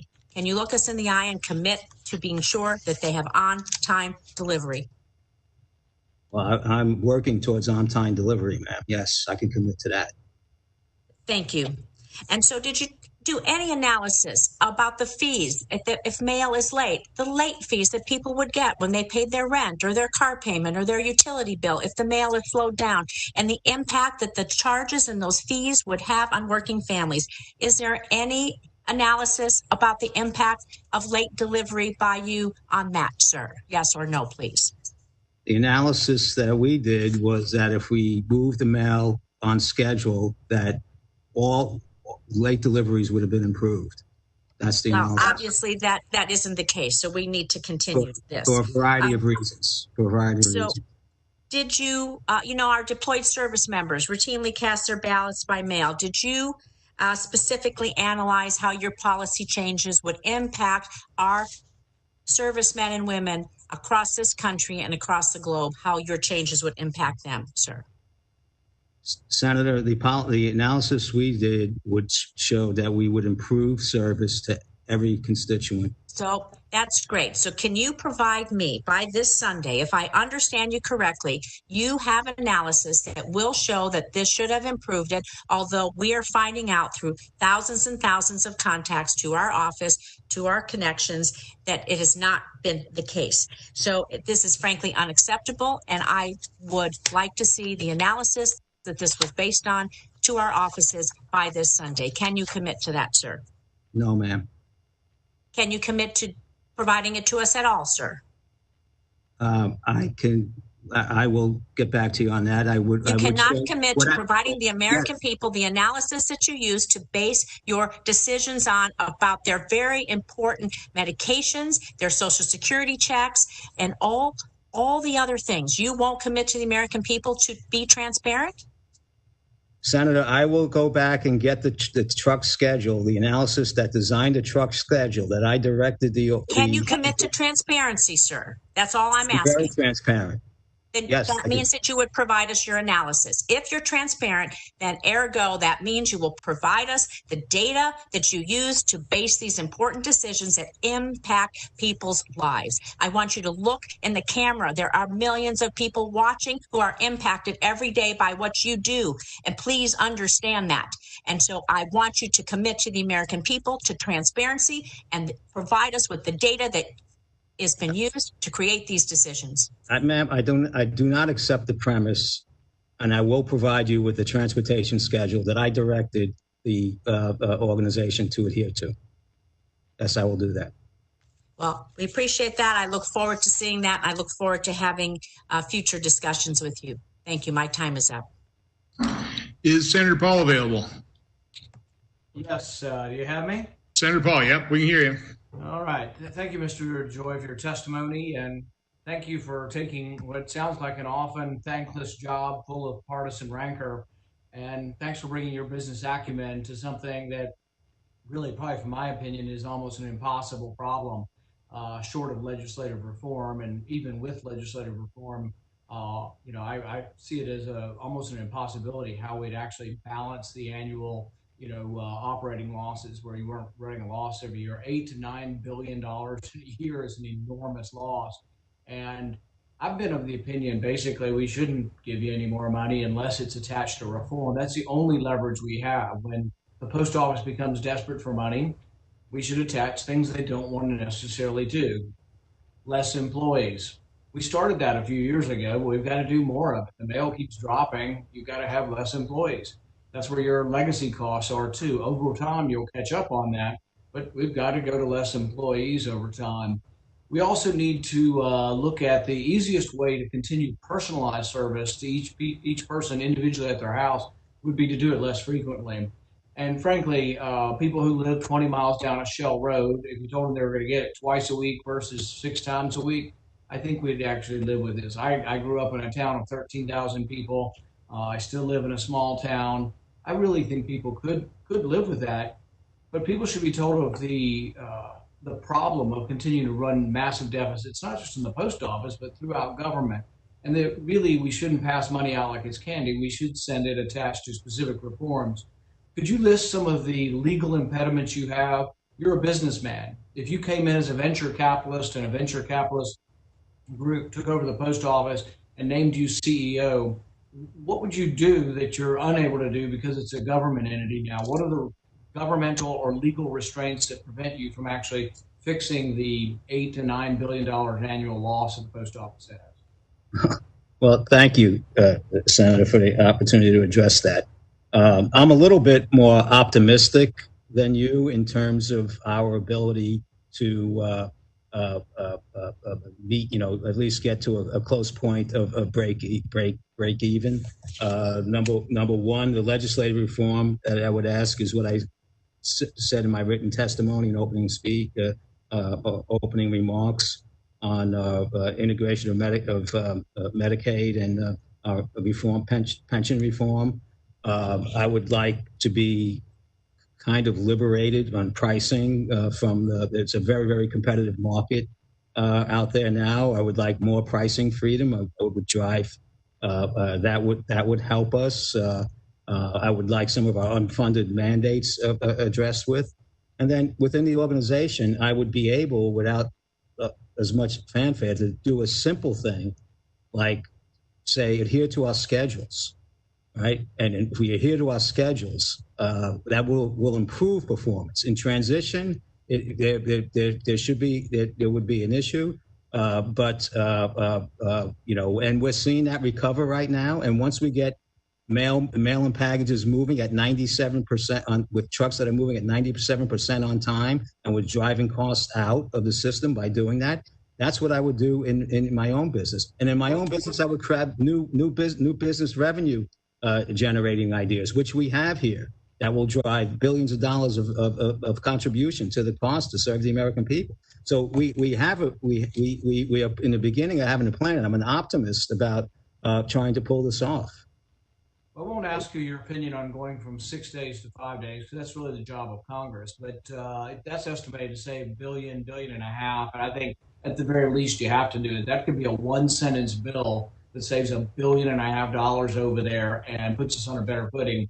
I think you could go further, and instead of assessing people more of a postal charge if they live 20 miles down a dirt road, simply just have less frequent delivery. And I think that alone would be tolerable. They'd still have personal service, but it would be less frequent. And I think you could make up for a large amount of your shortfall if you went actually below 5 days for some very rural areas.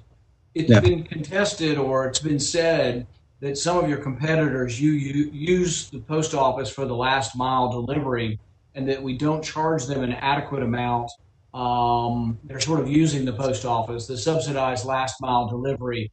Is that a problem? Do we charge your competitors enough when they get a package shipped to an area and then they use the post office for the last mile? Is that competitively bid? Do you think that's a problem? Should we do anything to fix that? So Senator, if I may, when I first came here, when I first got this assignment, that was an obvious thing to me. You know, cut back 5 days, 4 days, whatever. And as I've worked through the process and researched and studied the organization, I think the 6-day delivery, the connection that the postal letter carrier has with the American people, that gives us this highly trusted brand, and where the economy is going in the future, I think that is probably our biggest strength to capitalize on. We talk about $1.5 billion to take a day away. I'm sitting here on a transportation schedule change that could get us $2 or $3 billion, all right, and improve service and improve the connection to the American people. So there are lots of I'll believe that when I see it. I don't doubt you, but I do doubt government and the post office history. So what about the last mile delivery by your competitors? Are we getting a market rate from them? We are studying the so I don't believe, my general view, I've been here 60 days and I've looked at that. We make broad-based deals across the whole country that deal with average rates. There are areas that we could push them up, and we're studying that. I don't believe that on the surface it's not the it's reasonable business gaps that may exist is how I describe it. All right. Well, thanks for trying to fix sort of a perhaps unfixable problem, and hang in there. And just the partisan barbs, hopefully they will be portrayed for what they are, partisan barbs that really aren't trying to fix anything, but they're just doing electoral politics by way of attacking you. So I apologize for that from our colleagues across the aisle, and wish you the best. Thanks. Thank you, sir. Thanks, Senator Paul. Senator Romney, are you there? Yes, I am. Can you hear me, Mr. Chairman? Loud and clear. Go ahead.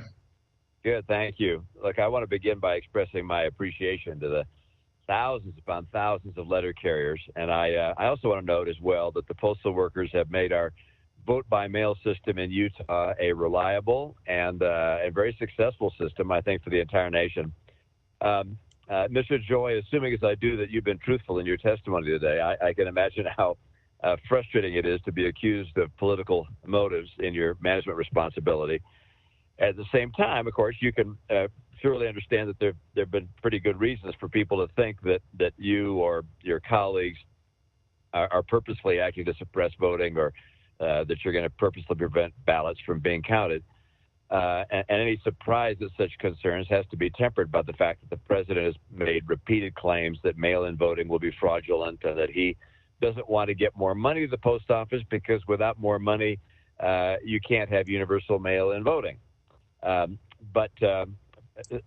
Putting that aside, let me note that a great deal has been made of the fact that you contributed to President Trump's campaign.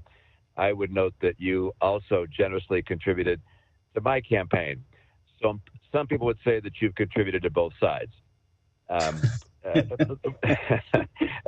me turn then and just note. Let me note that like others today, I state the obvious when I say that reliable, valid voting is essential to democracy here, and of course to other places around the world. And particularly with COVID still raging, the mail is essential to our voting system and therefore to democracy. Can you do you have a high degree of confidence that virtually all the ballots that would be mailed, let's say 7 days before an election, would actually be able to be received and counted? I mean, if people vote within 7 days of an election, are they highly confident? Are you highly confident that those ballots would then be received? Extremely highly confident. we will scour every plant the day, each night leading up to Election Day. Very, very confident. I very much appreciate that. That is a commitment. I hope the American people, as they see news reports of this hearing and of others that are going to come in the House, will underscore the fact that if they get their ballots in at least 7 days before an election, and probably even closer to the election than that, but that the person who's running the post office is saying he is highly confident those ballots will be received by the various clerks in a timely way. That's key to us. On a separate topic, you mentioned that there are delays in the system, and that's of course to be expected. Are there greater delays in certain areas than others? So, for instance, are delays greater in rural areas than they are in the rest of the country? Now, Senator, there's I think more urban areas where the coronavirus, the intimidation of the coronavirus, which scares our work, employee availability average has dropped across the nation about 4%. But when you can go into some of these, what I would say, hot spots, Philadelphia, Detroit, they're as much as 25%. And we have routes. We have, like, Philadelphia has 750 routes, and we have days where we're short 200 carriers, and this can go on for a while. So that's where that's not the only contribution, but that's when the American people see 2-3 days that they haven't seen their carrier, that's an issue. And I would say I think there's at least 20 of those around in descending, level of consequence around the country. Yeah, thank you. I will just stand by saying, like a number of my colleagues who've already expressed this point, I would very much look forward to seeing, and I'm not talking about by Sunday, I just mean at some point, seeing a plan developed by someone of your expertise in logistics for how we can get the post office to be more economically managed, but at the same time maintain a level of service which is essential for a functioning economy, and that's a real challenge. But as someone who's done what you've done throughout your career, I expect you to be up to the task. And like Senator Paul, I am anxious for there to be a recognition on the part of Congress that for us to demand certain service levels may require us to make legislative changes. So please feel welcome in our committee or in the House for letting us know what we need to do to make sure that you can do the job that we've asked you to do. Thank you, Mr. DeJoy. Appreciate your service. Thank you, sir. Thanks, Senator Romney. Senator Enzi.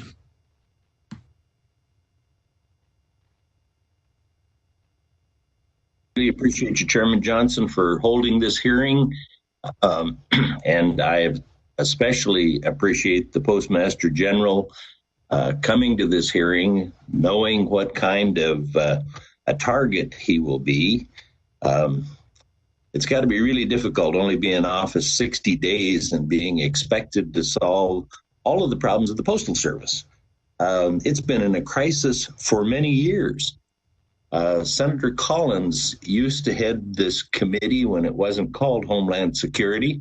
It was Government Affairs, and she has worked on the post office all of that time and has a pretty good bill that she's worked on with Senator Feinstein that I hope people will take a look at. I'm not sure that anything can be done in a bipartisan way, particularly if one of the participants, Susan Collins, is up for election, because that might help her in her campaign. But she's been dedicated to this. It isn't a new idea that she had. It's something that she's been working on, and it has a lot of good ideas in it. I feel I really appreciate postal workers.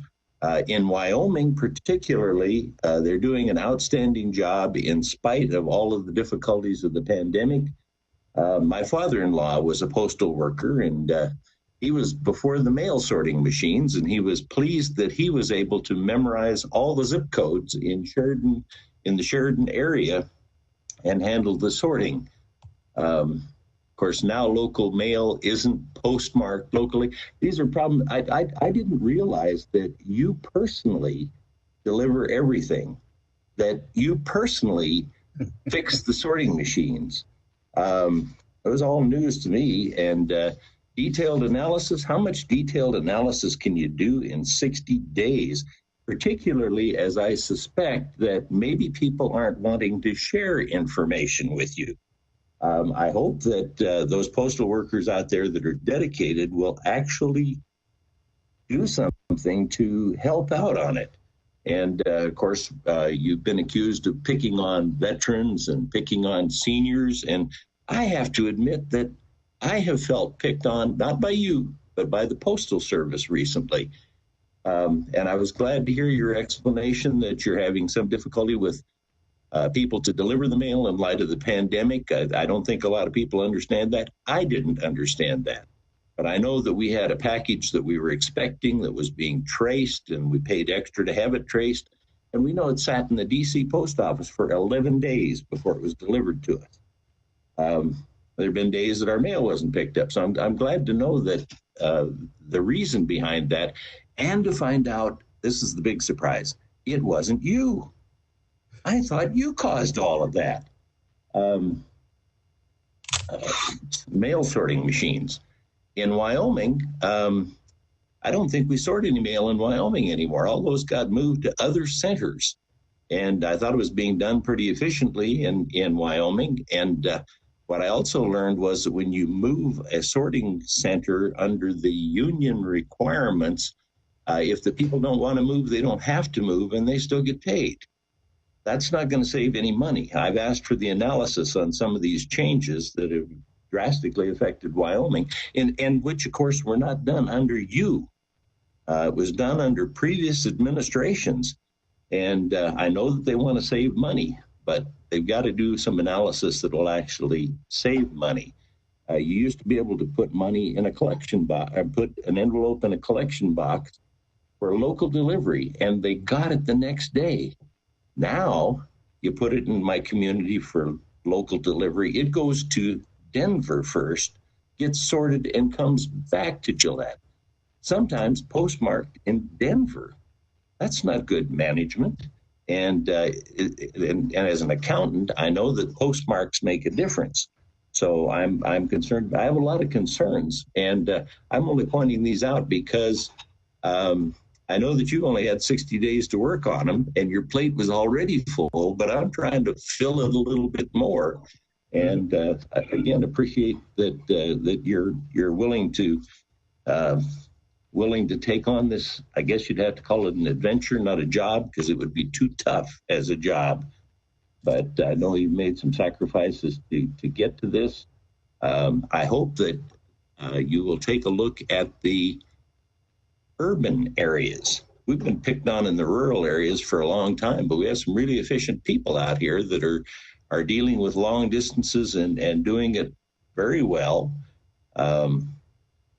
But when I go to my post office in D.C., I find that there's only one person working at the counter. And if the person that comes up to the counter needs a box to mail it in, the boxes are not out where people can actually get them.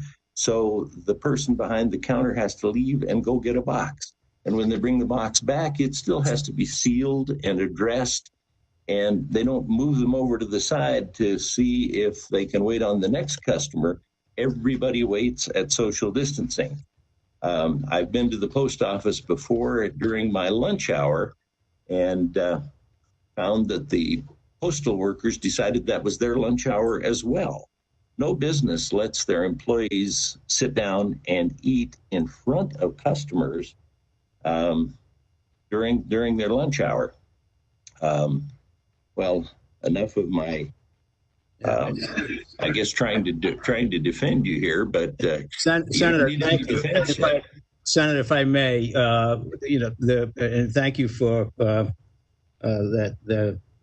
support. But if I may, the day I take the seat, as with any organization, the day you become the CEO, you're responsible for everything that goes on.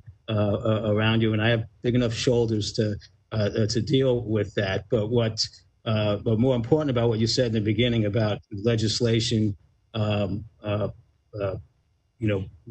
moving. We, the organization, needs to, and this board, we will move forward. We have to, because without legislation, without any assistance, we will run out of money. And 9 months, 12, we talk about a 633,000 person organization and 9 months worth of cash, and everybody thinks we're okay. That's outrageous thinking. And so we need to, we will, and that's kind of the difference now. We are moving, as I said in my opening remarks to the Board of Governors, we will do what we need to do to stay, to meet our operating objectives and get to self-sustaining, manner.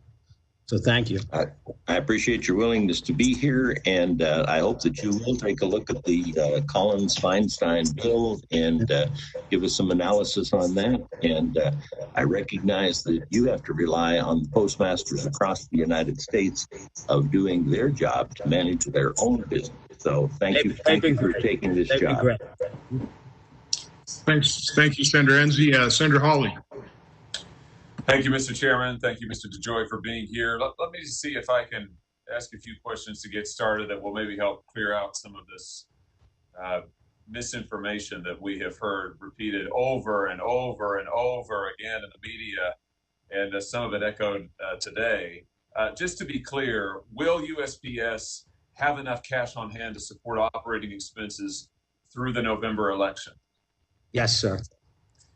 Has the Postal Service seen an increase actually in total operating revenues in the most recently reported quarter relative to last year?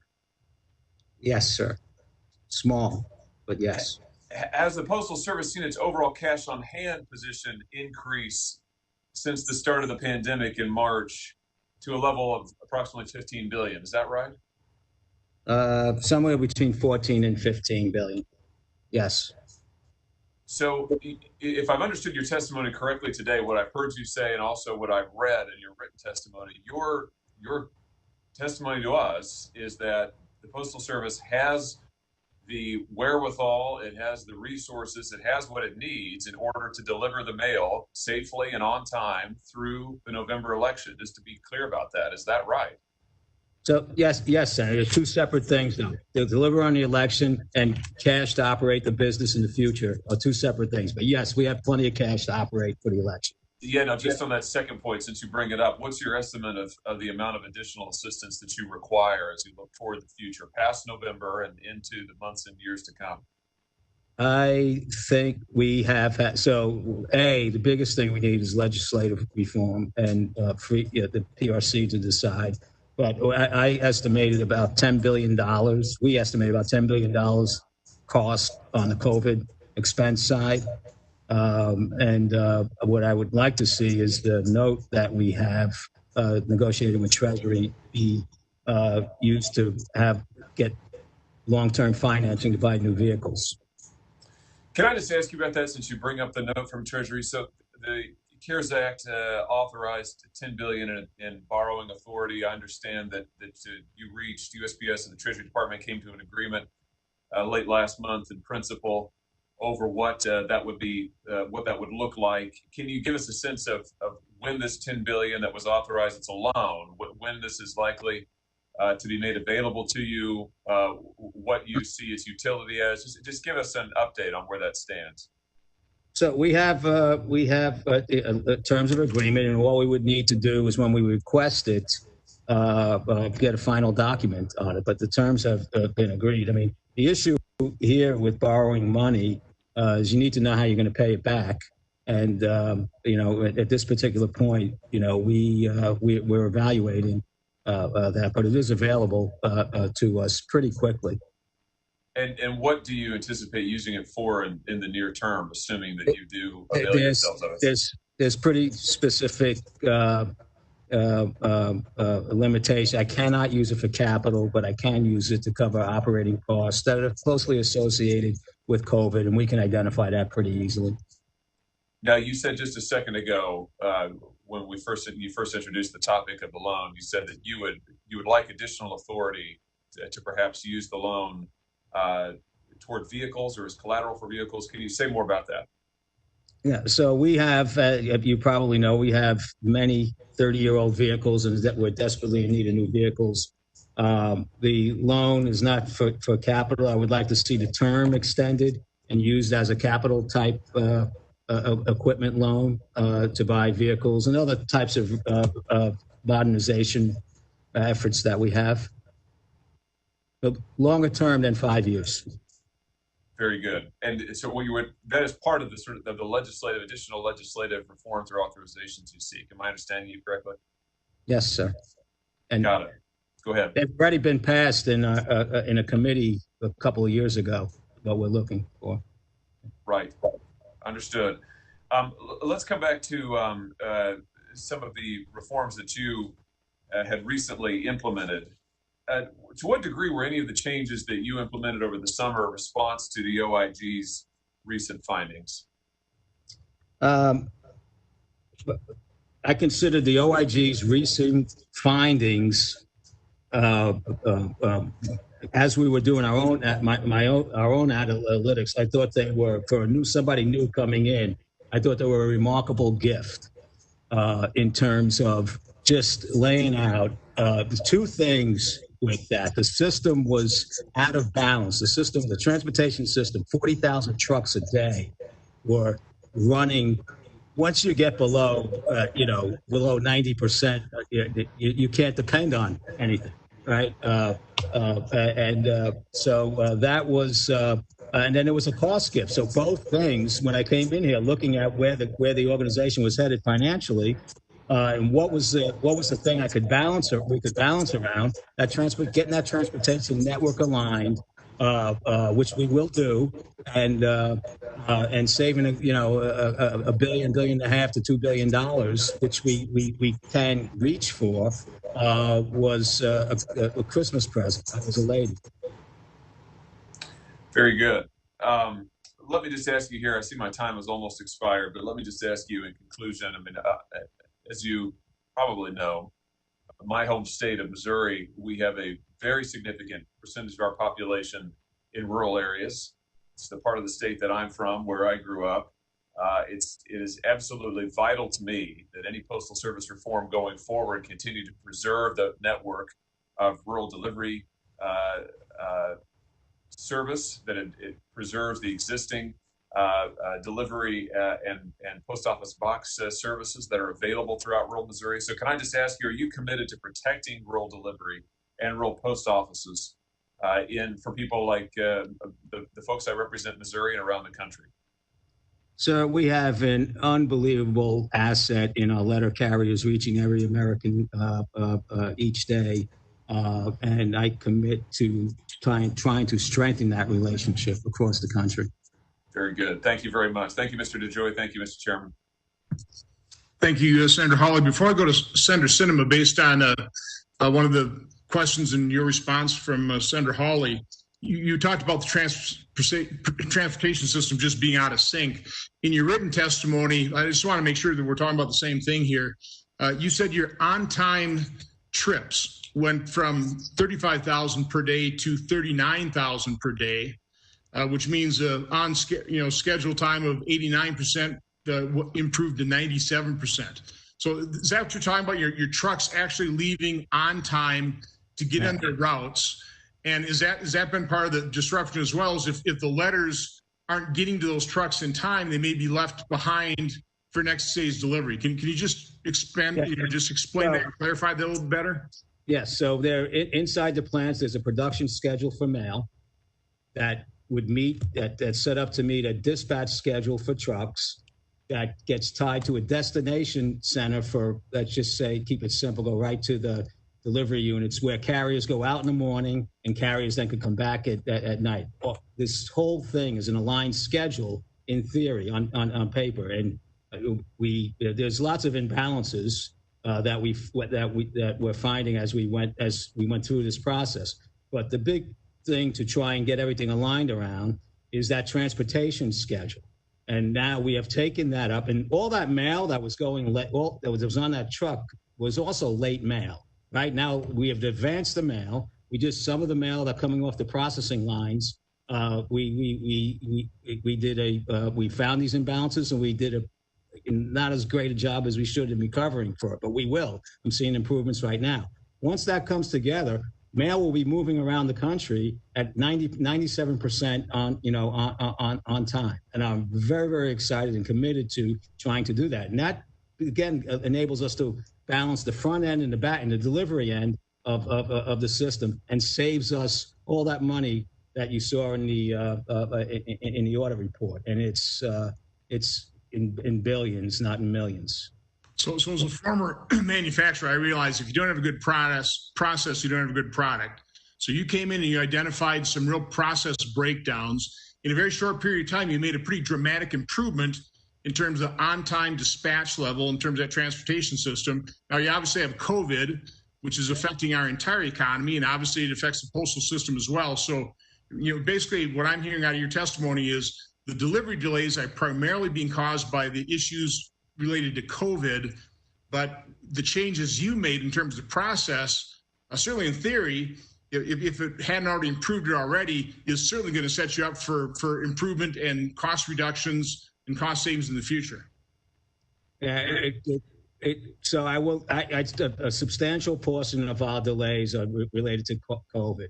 I won't go as far as to not say that we had maybe a 4 or 5% hit on our service level for delayed all sorts of mail, marketing mail, everything, because it got stuck on a dock, and we're drastically bringing that down.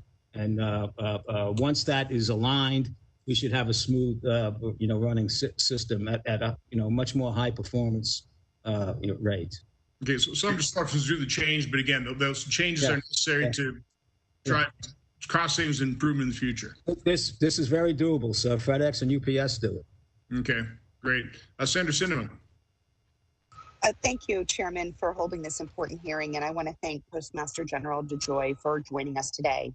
The U.S. Postal Service has always been a critical lifeline for communities across Arizona and the entire nation. And during this pandemic, it's even more true. Over the past week, my office has heard from over 18,000 Arizonans about the importance of the Postal Service.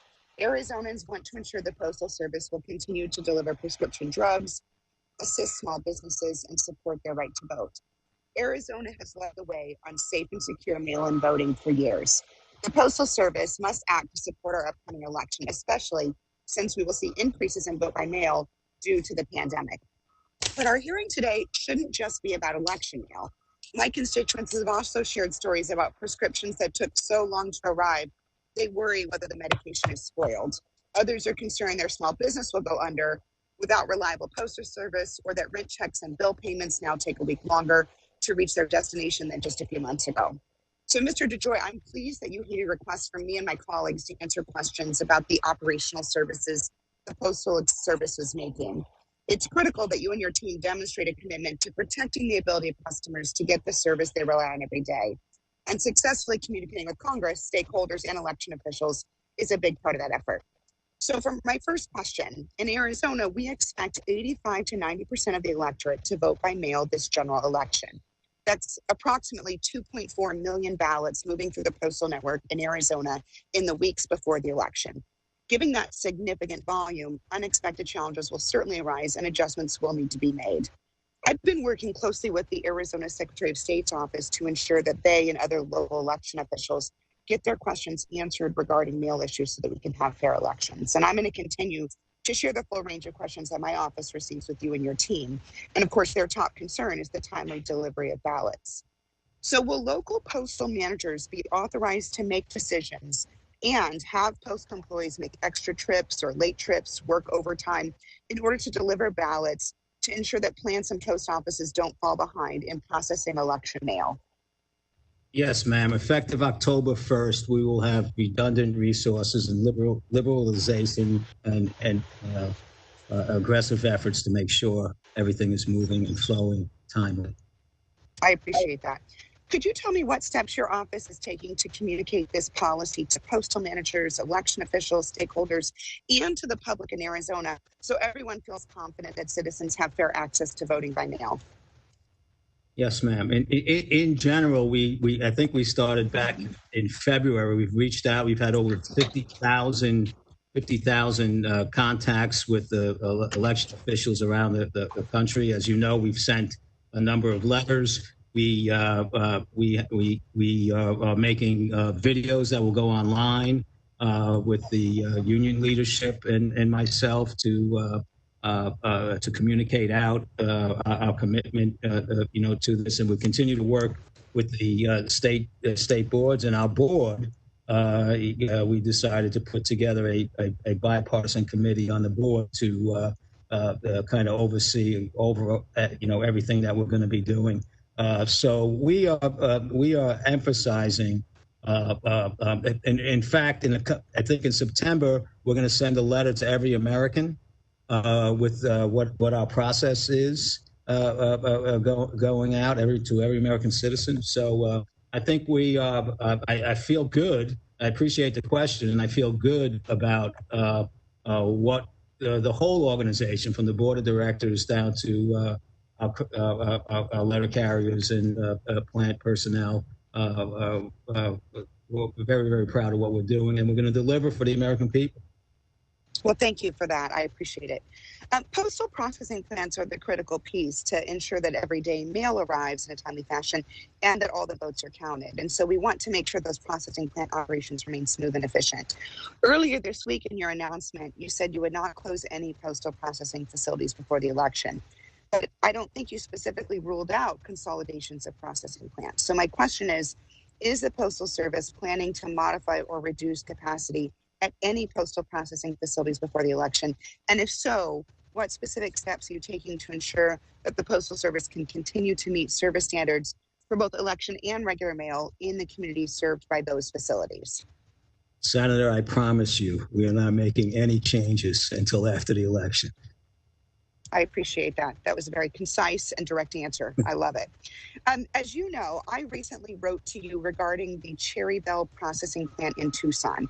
It's very important to mail service in that community and throughout Arizona.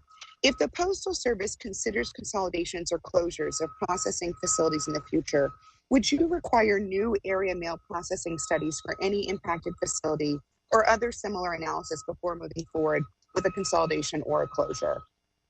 Thank you, Senator. There is and I'm not totally familiar with it, but there is a whole process a pretty detailed process that we need to go through before we close a facility. And we'll take that down. If that facility ever gets on that, I'll make sure we reach out to you in advance and let you know. But there is a whole public awareness process, a detailed analysis as to how the mail is going to be processed. It's not an easy thing to do. But we have it marked down, and we'll keep you posted if that ever gets on our list of interested locations. I appreciate that. Just for your awareness, the original AMP for Cherry Bell was done in 2011. And as you're probably aware, we've had very significant population growth throughout Arizona since then. So we want to make sure that decisions are made with up-to-date data. And so I'll follow up with you soon about this topic, because this is very important for Arizona, and it's very important for Southern Arizona in particular. Mr. Chairman, go ahead. Go ahead, Mr. Choi. Just said, look forward to speaking to you about it. Thank you. I know my time is almost done. The last thing I'll just say is, when you next consider operational changes, I'd ask you to take into account the negative customer experiences that folks have shared with us, like spoiled medicine or missing rent checks. We've been getting more complaints about service getting worse since some of these most recent changes. We ask that you would take into account these negative customer experiences when making decisions in the future. And my team is happy to share some of those direct experiences with you. Thank you for your guidance, ma'am. Appreciate it. Thank you so much for being with us today. And Mr. Chairman, thank you for this opportunity, and I yield back. Well, thank you, Senator Sinema. Well, but let me just, again, thank you, Mr. Postmaster General, for appearing here on pretty short notice and subjecting yourself to this hearing process. Just to quick summarize a few things we heard today. Obviously, the postal system is every bit as affected by COVID as the rest of this nation. Has been economically devastating. So I think for anybody to assume that service would maintain its high level of standards when we're in the midst of a pandemic, I think is quite unrealistic. As you've stated, I think the operational changes that you implemented are designed for long-term improvement, but they created some disruptions as well. But again, coming from a manufacturing background, I realize you have to have a good process. Things have to run on time, and you recognize that as well. So I'm highly supportive of those efforts. I think that should be commended, not condemned. As I stated, there's no doubt there have been some unusual delays, COVID, some of these operational changes, but as I check with our constituent service folks, what they are also finding is the high volume of calls concerning postal complaints. The vast majority seem very highly scripted, like this could be a very well-organized effort, which doesn't surprise me in the slightest. There are fundraising emails from Senate candidates and Senate and the Democrat Senatorial Committee dating back as far as April, complaining about this postal issue. So I have no doubt the Democrats are ginning these issues and these problems up into something that it's not. A very false narrative, as I said, designed to extract a political advantage. And Mr. Postmaster General, I'm just very sorry that you are on the targeting end of this political hit piece. I think it's very unfortunate. It's very tragic. This is, as somebody else pointed out, this is part of the problem why we've not had postal reform, is how people will take advantage of it. And again, the expectations, I appreciated Senator Ensley's very common sense a statement of a number of different facts. You've only been on the job 60 days. You've got a great background. I truly appreciate your willingness to serve this role. As you heard from the committee, we truly appreciate the hard work of the men and women of the U.S. Postal Service doing a good job delivering our mail. But we need reforms moving forward. So we might have an opportunity here. There may be another COVID relief package. It probably will include something for postal. So if there's going to be dollars allocated, what I'm certainly asking you for is the information, the data, and the suggestions for true reforms. I think that's what's always been lacking as I've been in this position in terms of postal reform. It's always a taxpayer bailout absent of the types of reforms that we need to also make legislatively. So I really look for your guidance. I look for your data. It's another real shortcoming from my dealing with the U.S. Postal Service here. We just don't get the data that I think we really need to enact effective legislation. I'd like to actually enact effective legislation that's going to require cooperation with you and the postal workers. So again, thank you for your service. Thank you for stepping in this role. I apologize for the fact that you've become a target in a political hit job. It's very unfortunate. But with that, Mr. Chairman, yeah, certainly. Would you yield to me for a minute or two, please? Absolutely. Yeah, thanks so much. As you may recall, Mr. Chairman, one of our colleagues, late Tom Colbert, and I worked for years on major changes in the Postal Service, real reforms. And we've done that. We've developed bipartisan consensus around that. And we can do that again. Among the things that we've heard here today, there's an interest in Medicare integration. I think we ought to look at that. There's an acknowledgement that there need to be major investments in the fleet, the postal fleet. The average age of the fleet of postal vehicles, 27 years old. There are investments that need to be made for additional modern package processing equipment in our distribution centers across the country. And I think there's the ability to come up with a bipartisan consensus on how to help the Postal Service not just get through a pandemic, but be relevant and efficient and vibrant in the years to come. The secret to vibrant democracy, the 2 C's, communicate and compromise.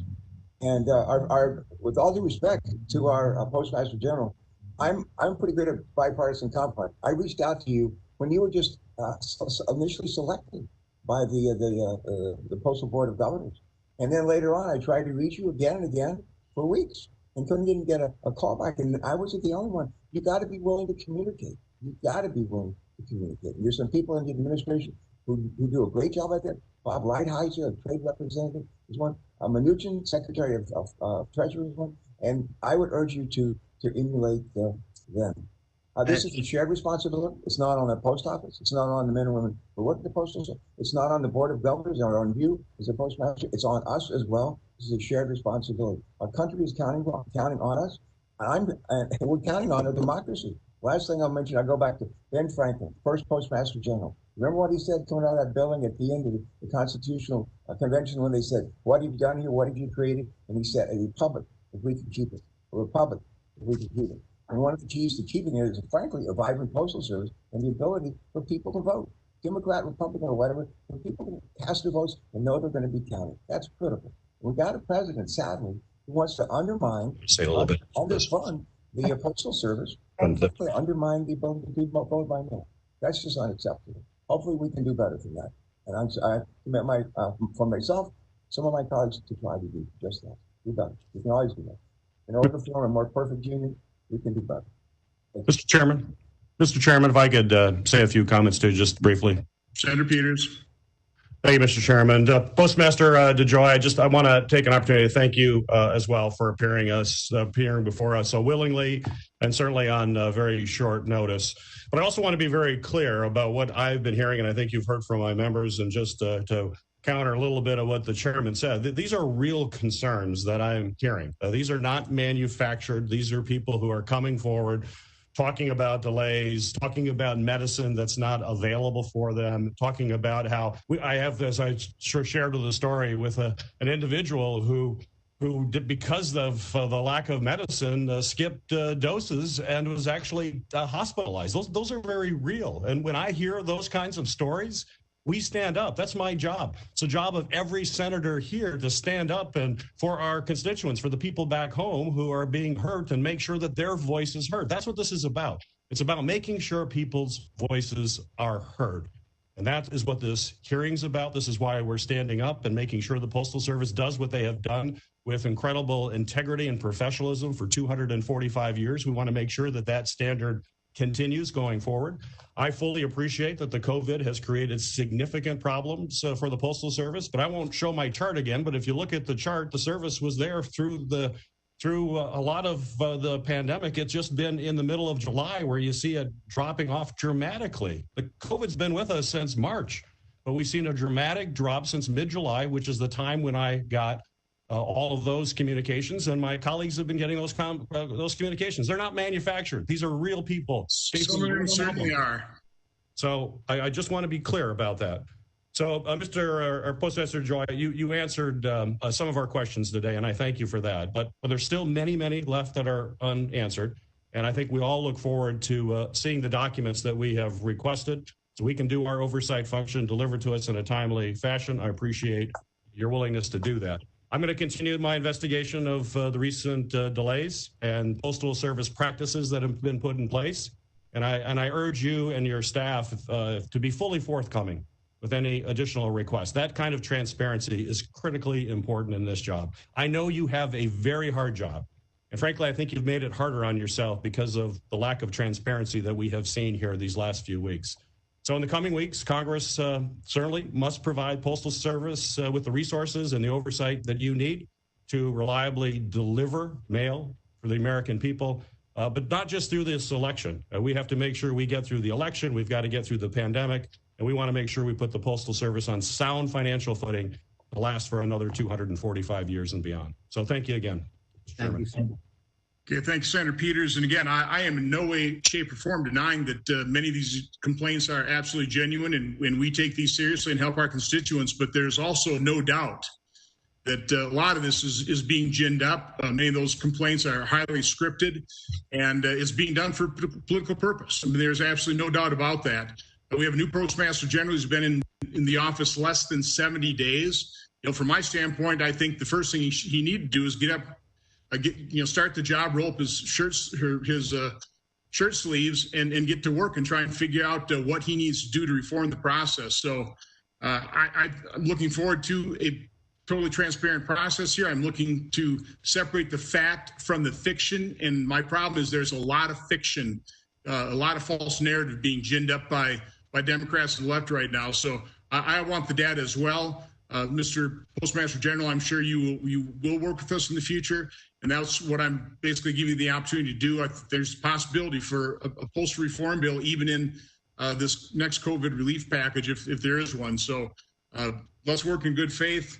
Thank you again for your service. Thank the men and women of the United States Postal Service for their service as well. The hearing record will remain open for 15 days until September 3rd at 5 p.m. for the submission of statements and questions for the record. This hearing is adjourned. Thank you.